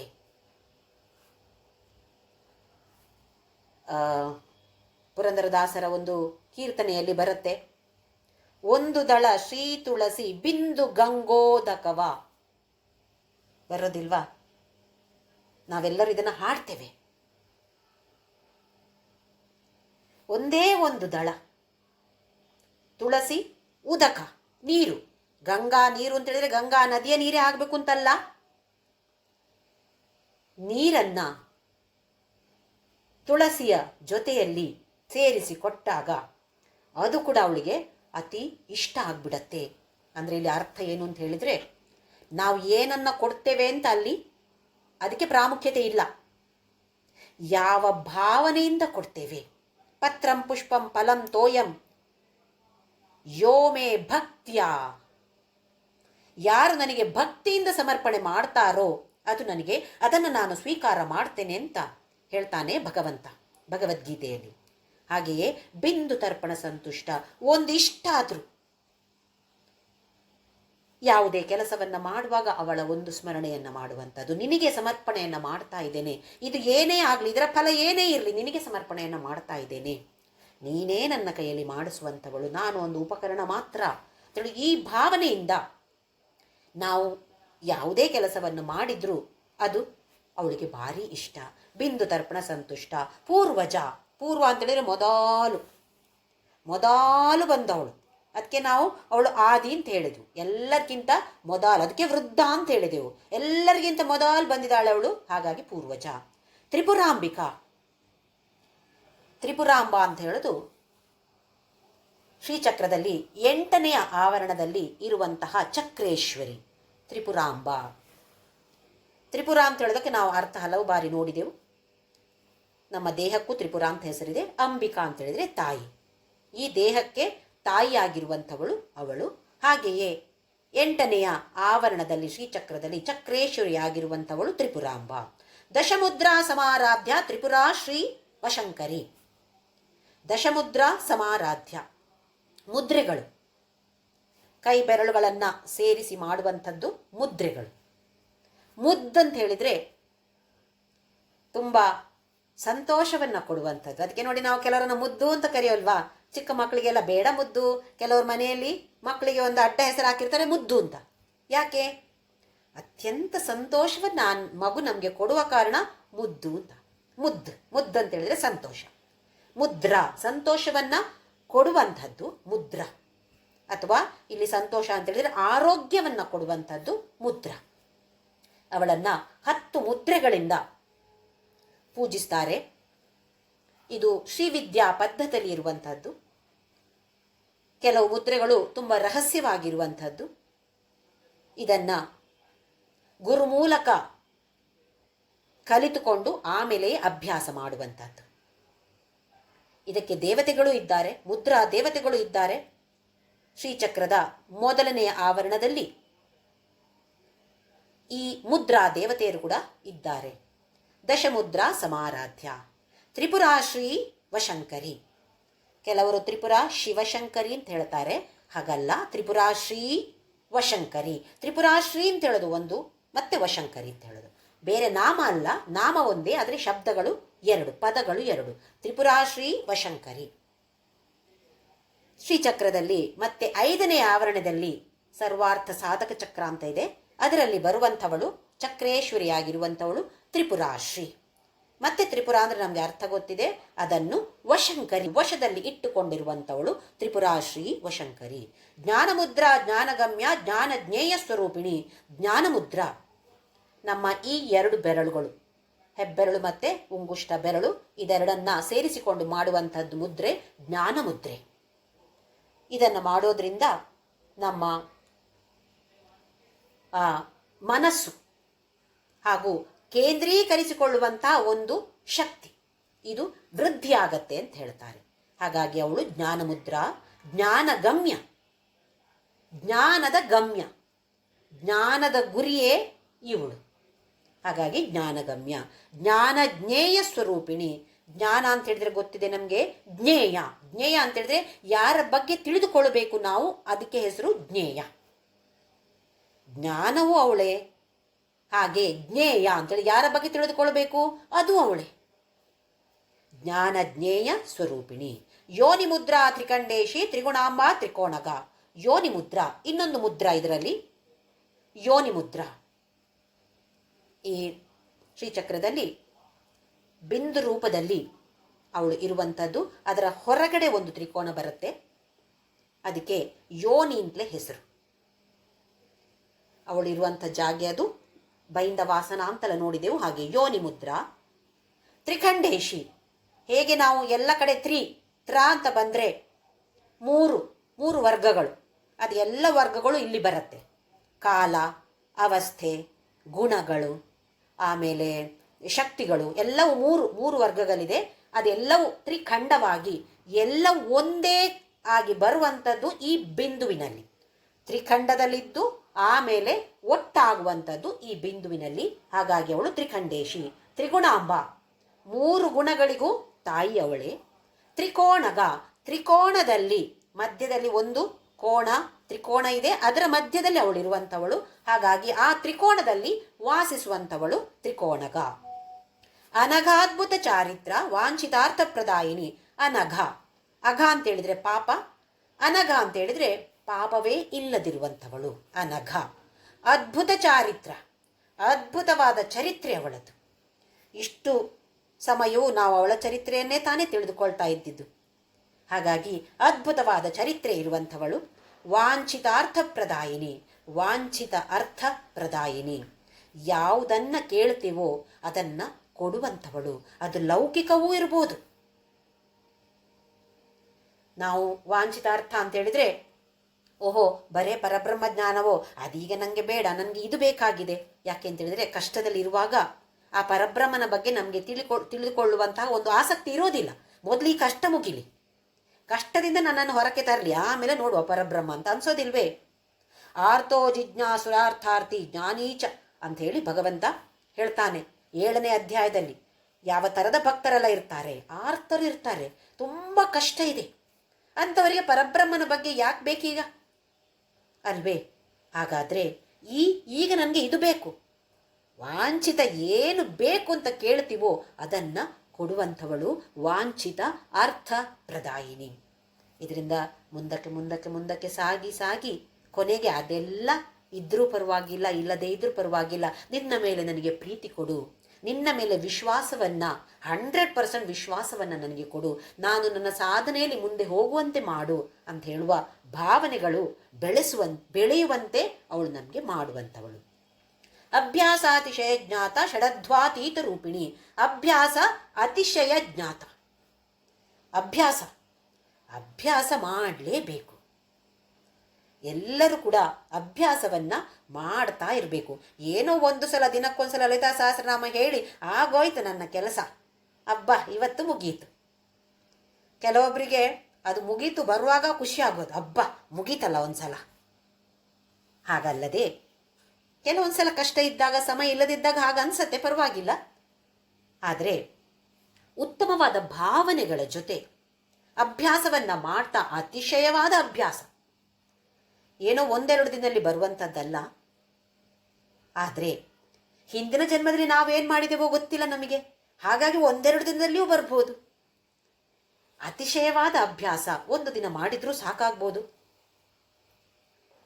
ಹಾಗೆ ಮಾಡಿದಾಗ ಅತಿಶಯವಾದ ಅಭ್ಯಾಸ ಮಾಡಿದಾಗ ತಿಳಿಯುವಂಥವಳು, ನಮಗೆ ಗೊತ್ತಾಗುವಂಥವಳು ಅಭ್ಯಾಸ ಅತಿಶಯ ಜ್ಞಾತ. ಷಡಧ್ವಾತೀತ ರೂಪಿಣಿ. ಧ್ವ ಅಂತ ಹೇಳಿದರೆ ಕತ್ತಲು, ಅಧ್ವ ಅಂತ ಹೇಳಿದರೆ ಬೆಳಕನ್ನು ಕೊಡುವಂಥದ್ದು. ಈಗ ನಮಗೆ ಒಂದು ಮಾರ್ಗದಲ್ಲಿ ರಾತ್ರಿ ಕತ್ತಲಲ್ಲಿ ಹೋಗುವಾಗ ಅಲ್ಲಿ ಯಾವ ಬೆಳಕು ಇಲ್ಲ ಅಂತೇಳಿ ಆದರೆ ಎಷ್ಟು ಕಷ್ಟ ನಮಗೆ ಅಲ್ಲಿ ಸಂಚಾರ ಮಾಡುವಂಥದ್ದು. ಹಾಗಿಲ್ಲದೆ ಅಲ್ಲಿ ಬೆಳಕಿದ್ರೆ, ಈಗ ಸ್ಟ್ರೀಟ್ ಲೈಟ್ ರಾತ್ರಿ ದೀಪಗಳನ್ನು ಹಚ್ಚಿದ್ದಾರೆ ಮಾರ್ಗದಲ್ಲಿ ಅಂತ ಹೇಳಿದರೆ ಎಷ್ಟು ಸುಲಭವಾಗಿ ನಡಿಬಹುದು ನಮಗೆ. ಹಾಗೆ ಅಧ್ವ ಅಂತ ಹೇಳಿದರೆ ಮಾರ್ಗಗಳು ಅಥವಾ ಪಥಗಳು. ಅದರಲ್ಲಿ 6 ಪಥಗಳಿವೆ ಅಂತ ಹೇಳುತ್ತೆ ನಮ್ಮ ಶಾಸ್ತ್ರ. ಪದ, ವರ್ಣ, ಮಂತ್ರ. ಪದ ಅಂತ ಹೇಳಿದರೆ ಪದ ಅಥವಾ ಪಾದ ಅಂತ ಕೂಡ ಇದೆ ಕೆಲವು ಕಡೆ. ಒಂದು ಪದವನ್ನು ಹೇಳಿ ಅವಳ ವರ್ಣನೆಯನ್ನು ಮಾಡುವಂಥದ್ದು, ಈ ಥರದ ಒಂದು ಮಾರ್ಗ. ವರ್ಣ ಅಂತ ಹೇಳಿದರೆ ಅವಳ ದೇಹ, ಸ್ಥೂಲ ಶರೀರ ಹೀಗಿದೆ ಅಂತೇಳಿ ನಾವು ಭಾವನೆಯನ್ನು ಮಾಡಿಕೊಂಡು ಆರಾಧನೆಯನ್ನು ಮಾಡುವಂಥದ್ದು. ಇನ್ನೊಂದು ಮಂತ್ರದ ಮೂಲಕ. ಇದೆಲ್ಲವೂ ಶಬ್ದಗಳಿಂದ ನಾವು ಸ್ತೋತ್ರ ಪ್ರಿಯ ಅಂತ ಹೇಳಿಲ್ವ, ಹಾಗೆ ಸ್ತೋತ್ರವನ್ನು ಹೇಳಿ ಹೇಳಿ ಮಾಡುವಂತಹ ಮಾರ್ಗಗಳು. ಇನ್ನು 3 ಇದೆ, ಭುವನ, ತತ್ವ ಮತ್ತು ಕಲಾ. ಭುವನ ಅಂತ ಹೇಳಿದರೆ ಅವಳು ಯಾವುದರಲ್ಲಿ ವಾಸಿಸ್ತಾಳೋ ಅದನ್ನು ಪೂಜೆ ಮಾಡುವಂಥದ್ದು, ಶ್ರೀಚಕ್ರದ ಪೂಜೆ. ಇದಕ್ಕೆ ಭುವನ ಅಧ್ವ ಅಂತ ಹೆಸರು. ಹಾಗೆ ತತ್ವವನ್ನು ತಿಳಿದುಕೊಂಡು ಅದನ್ನು ಪೂಜೆ ಮಾಡುವಂಥದ್ದು ಅಥವಾ ಅದರಲ್ಲಿ ಧ್ಯಾನದಲ್ಲಿ ಮುಂದಕ್ಕೆ ಹೋಗುವಂಥದ್ದು. ಇನ್ನೊಂದು ಕಲಾ ಅಂತೇಳಿದರೆ ಇಲ್ಲಿ ತಂತ್ರಗಳು, 64 ತಂತ್ರಗಳಿವೆ ಅಂತೆ, ಅದರ ಮೂಲಕ ಅವಳ ಆರಾಧನೆಯನ್ನು ಮಾಡುವಂತಹದ್ದು. ಇದು 6 ಮಾರ್ಗಗಳು. ಷಡ್ ಅಧ್ವ ಅಂತೇಳಿದರೆ ಪಥ ಅಥವಾ ಮಾರ್ಗ. ಇದನ್ನ ಮೀರಿದಾಳೆ ಅವಳು, ಇದರಲ್ಲಿಯೂ ಇದ್ದಾಳೆ. ಇದನ್ನೀಗ ಗುಣಾತೀತ ಸರ್ವಾತೀತ ಅಂತ ನೋಡಿದೆವು. ಹಾಗೆ ಷಡಧ್ವಾತೀತ ರೂಪಿಣಿ. ಅವ್ಯಾಜ ಕರುಣಾಮೂರ್ತಿ, ಅಜ್ಞಾನಧ್ವಾಂತ ದೀಪಿಕಾ. ಅವ್ಯಾಜ ಕರುಣಾಮೂರ್ತಿ, ಕರುಣಾಮಯಿಯವಳು, ಕರುಣಾ ಸಾಗರಿ. ಅವ್ಯಾಜ ಅಂತ ಹೇಳಿದರೆ ಒಂದು ಅಭಿನಯಕ್ಕೋಸ್ಕರ ಮಾಡುವಂಥದ್ದಲ್ಲ, ಆಕ್ಟಿಂಗ್ ಮಾಡುವಂಥದ್ದಲ್ಲ. ನಾವೀಗ ಆ್ಯಕ್ಟ್ ಮಾಡ್ತೇವಲ್ಲ, ಸುಮಾರು ಸಲ ಭಾರಿ ಭಕ್ತಿ ಇದ್ದಾಗೆ ಆ್ಯಕ್ಟ್ ಮಾಡಿ ಕಣ್ಣು ಮುಚ್ಚಿ ಕೂತ್ಕೊಳ್ತೇನೆ ನಾನು. ನೋಡಿದವರಿಗೆ ಅಬ್ಬಾ ಎಷ್ಟು ಭಕ್ತಿ ಇದೆ ಇವರಿಗೆ ಅಂತ ಅನ್ನಿಸ್ಬೇಕು. ನಮ್ಮ ಒಳಗಡೆ ಏನು ನಡೀತಾ ಇದೆಯೋ ನಮಗೆ ಮಾತ್ರ ಗೊತ್ತು, ಬೇರೆ ಯಾರಿಗೂ ಗೊತ್ತಿಲ್ಲ. ಇದು ಹಾಗೆ ಅಭಿನಯ ಅಲ್ಲ, ಯಾವ ಆ್ಯಕ್ಟಿಂಗ್ ಮಾಡುವಂಥದ್ದಲ್ಲ. ಅವ್ಯಾಜ ಕರುಣಾಮೂರ್ತಿ, ಯಾವ ಪಾರ್ಶಿಯಾಲಿಟಿಯೂ ಭೇದ ಭಾವವೂ ಇಲ್ಲದೆ ಎಲ್ಲರ ಮೇಲೆಯೂ ಕರುಣೆಯನ್ನು ಸೂಸುವಂಥವಳು ಅವ್ಯಾಜ ಕರುಣಾಮೂರ್ತಿ. ಅಜ್ಞಾನಧ್ವಾಂತ ದೀಪಿಕಾ. ಇವಾಗ ನೋಡಿದ್ದೇವೆ ನೋಡಿ, ಧ್ವಾ ಅಂತ ಹೇಳಿದರೆ ಕತ್ತಲು, ಅಜ್ಞಾನದಿಂದ ಆಗಿರುವಂತಹ ಕತ್ತಲು ಇದ್ದ ಪ್ರದೇಶದಲ್ಲಿ ದೀಪವಾಗಿ ಬರುವಂಥವಳು ಅಜ್ಞಾನಧ್ವಾಂತ ದೀಪಿಕಾ. ಆಬಾಲಗೋಪ ವಿದಿತ ಸರ್ವಾನುಲ್ಲಂಘ್ಯ ಶಾಸನ. ಆಬಾಲಗೋಪ ವಿದಿತ ಅಂದರೆ ಬಾಲ, ಚಿಕ್ಕ ಮಕ್ಕಳು. ಗೋಪ ಅಂತೇಳಿದರೆ ಗೋವನ್ನು ನೋಡಿ ದನ ಕಾಯುವವರು, ಗೋಪಾಲಕರು ಅಂತ ಹೇಳುತ್ತಿಲ್ವಾ. ಯಾರು ದನವನ್ನು ಕಾಯ್ತಾರೋ ಅವರು ಕೆಟ್ಟವರು, ನೀಚ ಅಂತಲ್ಲ. ಆದರೆ ಇಲ್ಲಿ ಏನು ಅರ್ಥ ಅಂತೇಳಿದರೆ ಅವರು ವಿದ್ಯೆ ಅವರಿಗೆ ಹತ್ತಿಲ್ಲ, ಹಾಗಾಗಿ ಬಹುಶಃ ಈ ಕೆಲಸಕ್ಕೆ ಹೋಗೋರು ಅಂತೇಳಿದ್ರೆ ಅವರಿಗೆ ಜ್ಞಾನ ಇಲ್ಲ. ಇಲ್ಲಿ ಗೋಪಾಲಕರು ಅಥವಾ ಗೋ ಅಂತ ಹೇಳಿದರೆ, ಗೋಪ ಅಂತ ಹೇಳಿದರೆ ದನ ಕಾಯೋರು ಅಂತ ಅರ್ಥ ತಗೊಳ್ಬಾರ್ದು. ದನ ಕಾಯುವ ಕೆಲಸ ನೀಚ ಖಂಡಿತವಾಗಿಯೂ ಅಲ್ಲ. ಏನು ಅರ್ಥ ಅಂತ ಹೇಳಿದ್ರೆ ಯಾರಿಗೆ ಜ್ಞಾನ ಇಲ್ವೋ ಅಂಥವರನ್ನ ಇಲ್ಲಿ ಹೇಳ್ತಾ ಇರೋದು. ಹಾಗಾಗಿ ವಿದಿತ ಅಂತ ಹೇಳಿದ್ರೆ ಜ್ಞಾನ ಇರುವವರು, ಮಕ್ಕಳಾಗಲಿ ಜ್ಞಾನ ಇಲ್ಲದೇ ಇರುವವರಾಗಲಿ ಅಥವಾ ಜ್ಞಾನ ಇರುವವರಾಗಲಿ ಎಲ್ಲರಿಂದ ಪೂಜಿಸಲ್ಪಡುವಂಥವಳು ಆಬಾಲ ಗೋಪ ವಿದಿತ. ಸರ್ವ ಅನುಲ್ಲಂಘ್ಯ ಶಾಸನ. ಸರ್ವ ಅನುಲ್ಲಂಘ್ಯ ಶಾಸನ ಅಂದರೆ ಉಲ್ಲಂಘನೆ ಮಾಡದೇ ಇರುವಂಥದ್ದು. ಅವಳು ಮಾಡಿದಾಳೆ ಶಾಸನ ಅಲ್ವೇ. ಕರ್ಮದ ನಿಯಮಗಳಿವೆ, ಧರ್ಮದ ನಿಯಮಗಳಿವೆ, ಕಾಲಚಕ್ರದ ನಿಯಮಗಳಿವೆ. ಇದು ಯಾವುದನ್ನು ಉಲ್ಲಂಘನೆ ಮಾಡೋ ಹಾಗಿಲ್ಲ. ನಾವು ಮಾಡೋ ಹಾಗಿಲ್ಲ, ಬ್ರಹ್ಮ ವಿಷ್ಣು ಶಿವ ಅವರು ಕೂಡ ಮಾಡೋ ಹಾಗಿಲ್ಲ. ಅವರು ಕೂಡ ಅವಳ ಶಾಸನೆಯನ್ನ ಉಲ್ಲಂಘನೆ ಮಾಡುವ ಹಾಗಿಲ್ಲ. ಸರ್ವಾನುಲ್ಲಂಘ್ಯ ಶಾಸನ ಶ್ರೀಚಕ್ರ ರಾಜನಿಲಯ ಶ್ರೀಮತ್ ತ್ರಿಪುರ ಸುಂದರಿ. ಶ್ರೀಚಕ್ರ ರಾಜನಿಲಯ, ಚಕ್ರಗಳಲ್ಲಿ ರಾಜ ಶ್ರೀಚಕ್ರ, ಶ್ರೀಚಕ್ರದಲ್ಲಿ ಇರುವಂಥವಳು. ನಮ್ಮಲ್ಲಿಯೂ ಷಟ್ಚಕ್ರಗಳಿವೆ, ನಮ್ಮ ದೇಹದಲ್ಲಿಯೂ ಷಟ್ಚಕ್ರಗಳಿವೆ. ಈ ಥರದ ಶ್ರೀಚಕ್ರದಲ್ಲಿಯೂ ಕೂಡ ಇರುವಂಥವಳು. ಹಾಗಾಗಿ ಶ್ರೀಚಕ್ರ ಅಂತ ಹೇಳಿದರೆ ಬ್ರಹ್ಮಾಂಡವೂ ಅದುವೇ, ಪಿಂಡಾಂಡವೂ ಅದುವೇ. ಬ್ರಹ್ಮಾಂಡ ಅಂತ ಹೇಳಿದ್ರೆ ಎಲ್ಲ ಮ್ಯಾಕ್ರೋ ಕಾಸ್ಮ್ ಅಂತ ಹೇಳಿದ್ವಿ, ದೊಡ್ಡ ಕಾಸ್ಮಾಸ್, ಎಲ್ಲವೂ ಬಂತು ಅದರಲ್ಲಿ. ಅದೆಲ್ಲವೂ ಶ್ರೀಚಕ್ರದಲ್ಲಿದೆ. ಹಾಗೆಯೇ ಬ್ರಹ್ಮಾಂಡವೇ ನಮ್ಮ ಒಳಗಿರುವುದು, ನಮ್ಮ ಒಳಗೇನಿದೆಯೋ ಅದುವೇ ಬ್ರಹ್ಮಾಂಡದಲ್ಲಿರುವಂಥದ್ದು ಅಂತ ಹೇಳಿದರೆ, ಈ ಶ್ರೀಚಕ್ರ ಅಂತ ಹೇಳೋದು ನಮ್ಮನ್ನು ಸೂಚಿಸುತ್ತೆ, ನಮ್ಮ ದೇಹವನ್ನು ಸೂಚಿಸುತ್ತೆ, ಹಾಗೆಯೇ ಬ್ರಹ್ಮಾಂಡವನ್ನು ಕೂಡ ಸೂಚಿಸ್ತಾ ಇದೆ. ಹಾಗಾಗಿ ಇವಳು ಶ್ರೀಚಕ್ರ ರಾಜನಿಲಯ ಶ್ರೀಮತ್ ತ್ರಿಪುರ ಸುಂದರಿ. ಇನ್ನು ಇವಳಷ್ಟು ಸುಂದರಿಯರು ಯಾರಾದರೂ ಸಿಗಬಹುದಾ? ಮನಸ್ಸನ್ನ ಅವಳಲ್ಲಿ ಕೇಂದ್ರೀಕರಿಸಿದರೆ ಅವಳ ಅದ್ಭುತವಾದ ಸ್ಥೂಲ ಶರೀರ ಇಲ್ಲದೇ ಇರುವಂಥವಳು, ಆದರೂ ಅವಳ ಸ್ಥೂಲ ಶರೀರವನ್ನು ನಮಗೆ ವ್ಯಕ್ತಪಡಿಸ್ತಾಳೆ. ಯಾಕೆಂತೇಳಿದ್ರೆ ಚತುರ್ಬಾಹು ಸಮನ್ವಿತ ರಾಗಸ್ವರೂಪ ಪಾಷಾಢ್ಯ ಕ್ರೋಧಾಕಾರಾಂಕುಶೋಜ್ವಲ. ಕೈಯಲ್ಲಿ ಅದಿದೆ, ಕೈಯಲ್ಲಿ ಹಾಗೆ ಇಟ್ಕೊಂಡಿದ್ಯಾ ನೀನು, ನಿನ್ನ ಮುಖ ಹಾಗಿದೆ ಹೀಗಿದೆ ಅಂತ ಹೇಳಿಲ್ವೇ ನಾವು? ಅಂದರೆ ಸ್ಥೂಲ ಶರೀರ ಇಲ್ವೇ? ಇದೆ. ಸ್ಥೂಲ ಶರೀರದಲ್ಲಿಯೂ ಇದ್ದಾಳೆ ಅವಳು, ಸೂಕ್ಷ್ಮ ಶರೀರದಲ್ಲಿಯೂ ಇದ್ದಾಳೆ. ಹಾಗೆಯೇ ತ್ರಿಪುರ ಸುಂದರಿಯಾಗಿ ನಮ್ಮ ಕಣ್ಣಿಗೆ ಕಾಣುವಂಥವಳು. ಶ್ರೀ ಶಿವ ಶಿವಶಕ್ತಿಯೈಕ್ಯ ರೂಪಿಣಿ ಲಲಿತಾಂಬಿಕಾ. ಶ್ರೀ ಶಿವ, ಶಿವ ಅಂತ ಹೇಳಿದರೆ ಮಂಗಲಮಯವಾದದ್ದು, ಶುಭಕರವಾದದ್ದು. ಹಾಗಾಗಿ ಇವಳು ಶ್ರೀ. ಶ್ರೀ ಅಂತ ಹೇಳಿದರೆ ನಮಗೆ ಗೊತ್ತಿದೆ, ಲಕ್ಷ್ಮಿ ಅಥವಾ ಎಲ್ಲ ಸಂಪತ್ತಿಗೂ ಶ್ರೀ ಅಂತ ಹೆಸರು. ಯಾವುದೆಲ್ಲ ಮಂಗಲಮಯವಾದದ್ದು ಅದು ಎಲ್ಲವೂ ಕೂಡ ಇವಳೇ ಶ್ರೀ ಶಿವ. ಶಿವಶಕ್ತಿಯೈಕ್ಯ ರೂಪಿಣಿ. ನೋಡಿ, ನಾವು ಶುರು ಮಾಡಿದಾಗ ಸ್ಥೂಲ ಶರೀರದಿಂದ ಶುರು ಮಾಡಿದೆವು. ಈಗ ಶಿವಶಕ್ತಿ ಐಕ್ಯ ರೂಪ. ಆ ಬಿಂದುವಿನಲ್ಲಿ ಕಾಮೇಶ್ವರ ಕಾಮೇಶ್ವರಿಯಾಗಿ ಶಿವ ಮತ್ತೆ ಶಕ್ತಿ ಐಕ್ಯವಾಗಿರುವಂಥದ್ದು ಆ ಬಿಂದುವಿನಲ್ಲಿ. ಇದು ಅವಳೇ. ಪ್ರಕಾಶ ರೂಪವವಳೇ, ವಿಮರ್ಶ ರೂಪವವಳೇ. ಆ ಪ್ರಕಾಶಕ್ಕೆ ಶಿವ ಅಂತ ಹೆಸರು ಕೊಟ್ಟಿದ್ದಾರೆ, ವಿಮರ್ಶಕ್ಕೆ ಶಿವ ಅಂತ ಹೆಸರು ಕೊಟ್ಟಿದ್ದಾರೆ. ಅಷ್ಟೇ ಹೊರತು ಒಂದೇ ನಾಣ್ಯದ ಎರಡು ಬದಿಗಳು, ಎರಡು ಮುಖಗಳು. ಹೇಗೆ ನಾವು ಬೆಂಕಿ ಅಂತ ಹೇಳಿದರೆ ಹೇಗಿರುತ್ತೆ ನಮಗೆ ಗೊತ್ತಿದೆ, ಬಿಸಿ. ಬೆಂಕಿಯಿಂದ ಬಿಸಿಯನ್ನ ಸಪರೇಟ್ ಮಾಡ್ಲಿಕ್ಕೆ ಆಗತ್ತಾ ನಮಗೆ? ಇದು ಬಿಸಿ ಇಲ್ಲದ ಬೆಂಕಿ ಅಂತ ಏನಾದರೂ ಇದೆಯಾ? ಬಿಸಿ ಮತ್ತೆ ಬೆಂಕಿ ಒಂದೇ, ಅದು ಅಲ್ವೇ? ಹಾಗೆಯೇ ಶಿವ ಮತ್ತೆ ಶಕ್ತಿ ಅಂತ ಹೇಳಿದ್ರೆ ಬೇರೆ ಬೇರೆ ಅಂತ ಅಲ್ಲ, ಅದು ಒಂದೇ. ಆ ಐಕ್ಯ ರೂಪದಲ್ಲಿ ಇರುವಂಥದ್ದು ಇವಳೇ. ಸ್ಥೂಲದಿಂದ ಶುರು ಮಾಡಿ ಈ ವಾಗ್ದೇವತೆಗಳು ನಮ್ಮನ್ನ ಸಗುಣ ನಿರ್ಗುಣ ಎಲ್ಲ ಆರಾಧನೆಯೂ ಸರಿಯೇ, ಯಾವುದು ನಮಗೆ ಇಷ್ಟ ಆಗುತ್ತೋ ಅದನ್ನು ಮಾಡಿ ಅಂತ ಹೇಳ್ತಾ ಕೊನೆಯದಾಗಿ ಈ ಸೂಕ್ಷ್ಮವಾದ ಶಿವ ಶಕ್ತಿ ಐಕ್ಯವನ್ನು ಕೂಡ, ಇದು ಕೂಡ ನಮ್ಮ ಜಗನ್ಮಾತೆ ಅಂತ ಹೇಳ್ತಿದ್ದಾರೆ. ಕೊನೆಯದಾಗಿ ಲಲಿತಾಂಬಿಕಾ. ಯಾರಿದು? ಇವಳ ಹೆಸರೇನು? ಲಲಿತಾಂಬಿಕಾ ಅಂತ ಈಗ ಹೇಳ್ತಿದ್ದಾರೆ. ಶುರು ಮಾಡಿದ್ದು ಶ್ರೀಮಾತಾ. ಈಗ ನೋಡಿ, ಕೆಲವು ಕಡೆ ಕೆಲವು ಸಮಾರಂಭಗಳಲ್ಲಿ ಕಾರ್ಯಕ್ರಮಗಳಲ್ಲಿ ಯಾರನ್ನಾದರೂ ಸನ್ಮಾನ ಮಾಡಬೇಕು ಅಂತ ಇದ್ರೆ ಏನು ಹೇಳ್ತಾರೆ? ಮೊದಲಾಗಿ ಅವರ ಹೆಸರು ಹೇಳೋದಿಲ್ಲ. ಒಬ್ಬರು ಡಾಕ್ಟರ್ ಅಂತ ಅನ್ಕೊಳ್ಳೋಣ, ಇವರು ಈ ಊರಿನಲ್ಲಿ ಡಾಕ್ಟರ್ ಆಗಿದ್ದಾರೆ, ಇಷ್ಟು ಉತ್ತಮವಾದ ಸರ್ಜರಿ ಆಪರೇಷನ್ ಮಾಡಿದ್ದಾರೆ, ಹೀಗೆ ಮಾಡಿದ್ದಾರೆ, ಹಾಗೆ ಮಾಡಿದ್ದಾರೆ, ಅವರ ವಿಚಾರಗಳನ್ನೆಲ್ಲ ಹೇಳಿ ಕೊನೆಯಲ್ಲಿ ಏನು ಹೇಳ್ತಾರೆ? ಅವರು ಡಾಕ್ಟರ್ ಸೋ ಆ್ಯಂಡ್ ಸೋ ಅಂತ ಹೆಸರು ಹೇಳ್ತಾರೆ ಅಲ್ವೇ? ಮೊದಲು ಅವರ ಹೆಸರು ಹೇಳೋದಿಲ್ಲ, ಕೊನೆಯಲ್ಲಿ ಹೇಳೋದು. ಅಷ್ಟರವರೆಗೆ ಎಲ್ಲರೂ ಕಾಯ್ತಿರ್ತಾರೆ, ಯಾರಿದು ಯಾರಿದು ಯಾರಿದು. ಗೊತ್ತಿರೋರಿಗೆ ಪರವಾಗಿಲ್ಲ, ಗೊತ್ತಿಲ್ಲದೆ ಇರೋರಿಗೆ ಹೌದಾ ಯಾರ ಬಗ್ಗೆ ಹೇಳ್ತಿದ್ದಾರೆ ಅಂತ ಕುತೂಹಲ ಇನ್ನೂ ಇನ್ನೂ ಇನ್ನೂ ಇನ್ನೂ ಜಾಸ್ತಿ ಆಗ್ತಾ ಹೋಗುತ್ತೆ. ಹಾಗೆ ಇಲ್ಲಿ ಕೂಡ ವಶಿನ್ಯಾದಿ ವಾಗ್ದೇವತೆಗಳು ಈ ಥರದ ಪದ್ಧತಿಯನ್ನು ಅನುಸರಿಸಿ ಶ್ರೀಮಾತಾ ಅಂತ ಶುರುವಲ್ಲಿ ಪರಿಚಯಗೊಳಿಸಿ ಕೊನೆ ಇಷ್ಟು ಆಮೇಲೆ ಒಂದು ನಾಮ ಶ್ರೀಮಾತಾ, ಆಮೇಲೆ 998 ಹೆಸರುಗಳನ್ನು ನಾಮಗಳನ್ನು ಹೇಳಿ ಅವಳ ವರ್ಣನೆಯನ್ನು ಮಾಡಿ ಕೊನೆಯಲ್ಲಿ ಇದು ಯಾರು, ಇದು ಲಲಿತಾಂಬಿಕಾ ಅಂತ ಹೆಸರನ್ನು ಹೇಳ್ತಿದ್ದಾರೆ.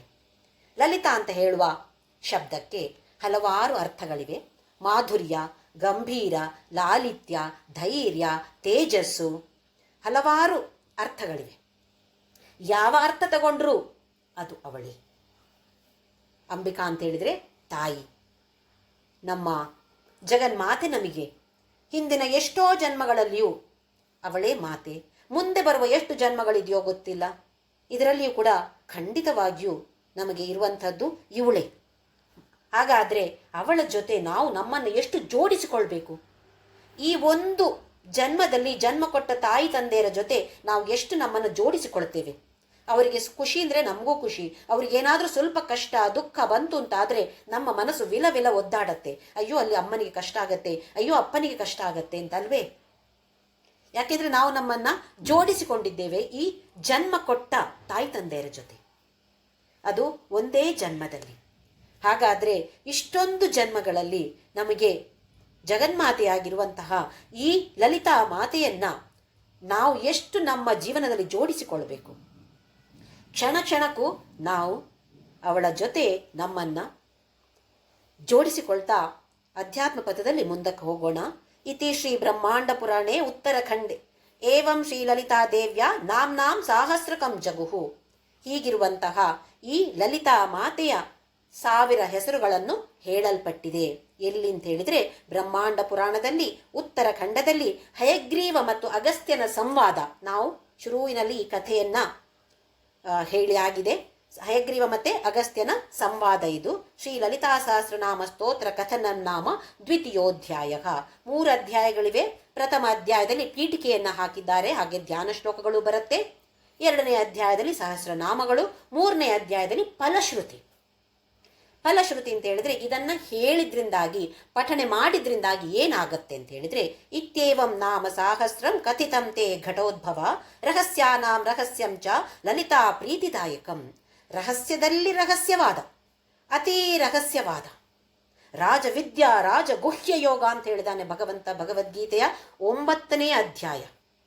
ರಾಜಗುಹ್ಯ, ಅತೀ ರಹಸ್ಯವಾದದ್ದು. ಈ ಸಹಸ್ರನಾಮಗಳು ಕೂಡ ಯಾರಿಗೆ ಹೇಳಲ್ಪಟ್ಟಿದೆ? ಘಟೋದ್ಭವ, ಕುಂಭೋದ್ಭವ. ಅಗಸ್ತ್ಯನಿಗೆ ಹೆಸರು ಕುಂಭದಿಂದ ಅವನು ಬಂದವನು, ಹಾಗಾಗಿ ಅವನಿಗೆ ಘಟದಿಂದ ಬಂದವನು. ಕುಂಭೋದ್ಭವ, ಘಟೋದ್ಭವ ಅಂತ ಹೆಸರು ಅಗಸ್ತ್ಯನಿಗೆ. ಹಾಗೆ ಅಗಸ್ತ್ಯನಿಗೆ ಇದನ್ನ ಹೇಳಲ್ಪಟ್ಟಿತು. ಆಮೇಲೆ ರಹಸ್ಯವಾದ ಲಲಿತಾ ಮಾತೆಗೆ ಅತೀ ಪ್ರೀತಿದಾಯಕವಾದ ಸ್ತೋತ್ರ ಇದು. ಅನೇನ ಸದೃಶಂ ಸ್ತೋತ್ರಂ ನ ಭೂತಂ ನ ಭವಿಷ್ಯತಿ. ಇನ್ನು ಬೇರೆ ಬೇರೆ ಸ್ತೋತ್ರಗಳು ಇರ್ಬೋದು, ಆದರೆ ಇದರಷ್ಟು ರಹಸ್ಯವಾಗಿರುವಂಥದ್ದು, ಪವಿತ್ರವಾಗಿರುವಂಥದ್ದು ಹಿಂದೆ ಭೂತಕಾಲದಲ್ಲಿಯೂ ಇಲ್ಲ, ಇನ್ನು ಭವಿಷ್ಯತ್ ಕಾಲದಲ್ಲಿಯೂ ಬರೋದಿಲ್ಲ.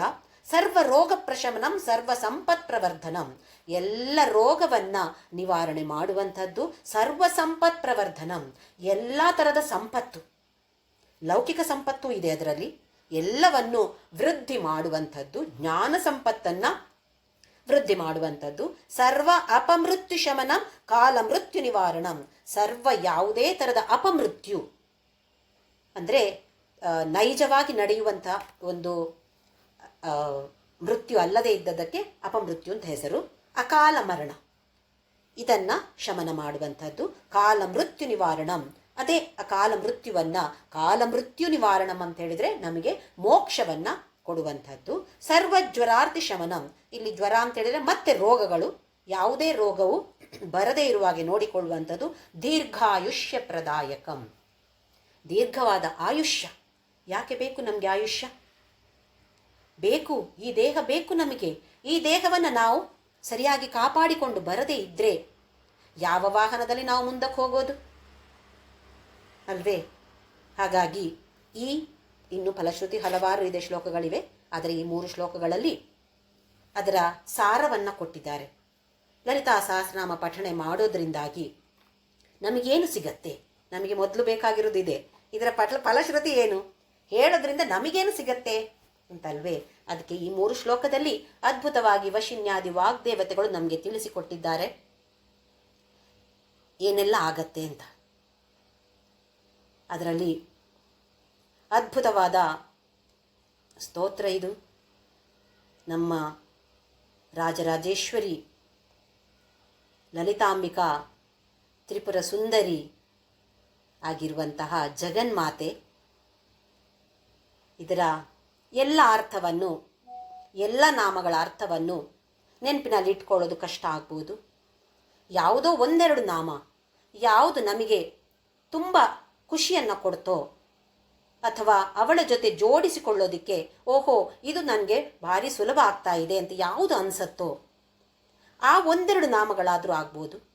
ಅದನ್ನು ನೆನಪಿನಲ್ಲಿ ಇಟ್ಟುಕೊಂಡು ಆ ಭಾವನೆಯನ್ನು ನಮ್ಮಲ್ಲಿ ಬೆಳೆಸಿಕೊಂಡು ಅವಳ ಪಠಣವನ್ನು ಮಾಡಿ ಅವಳ ಅನುಗ್ರಹವನ್ನು ಖಂಡಿತವಾಗಿಯೂ ನಾವೆಲ್ಲರೂ ಪಡೆಯೋಣ.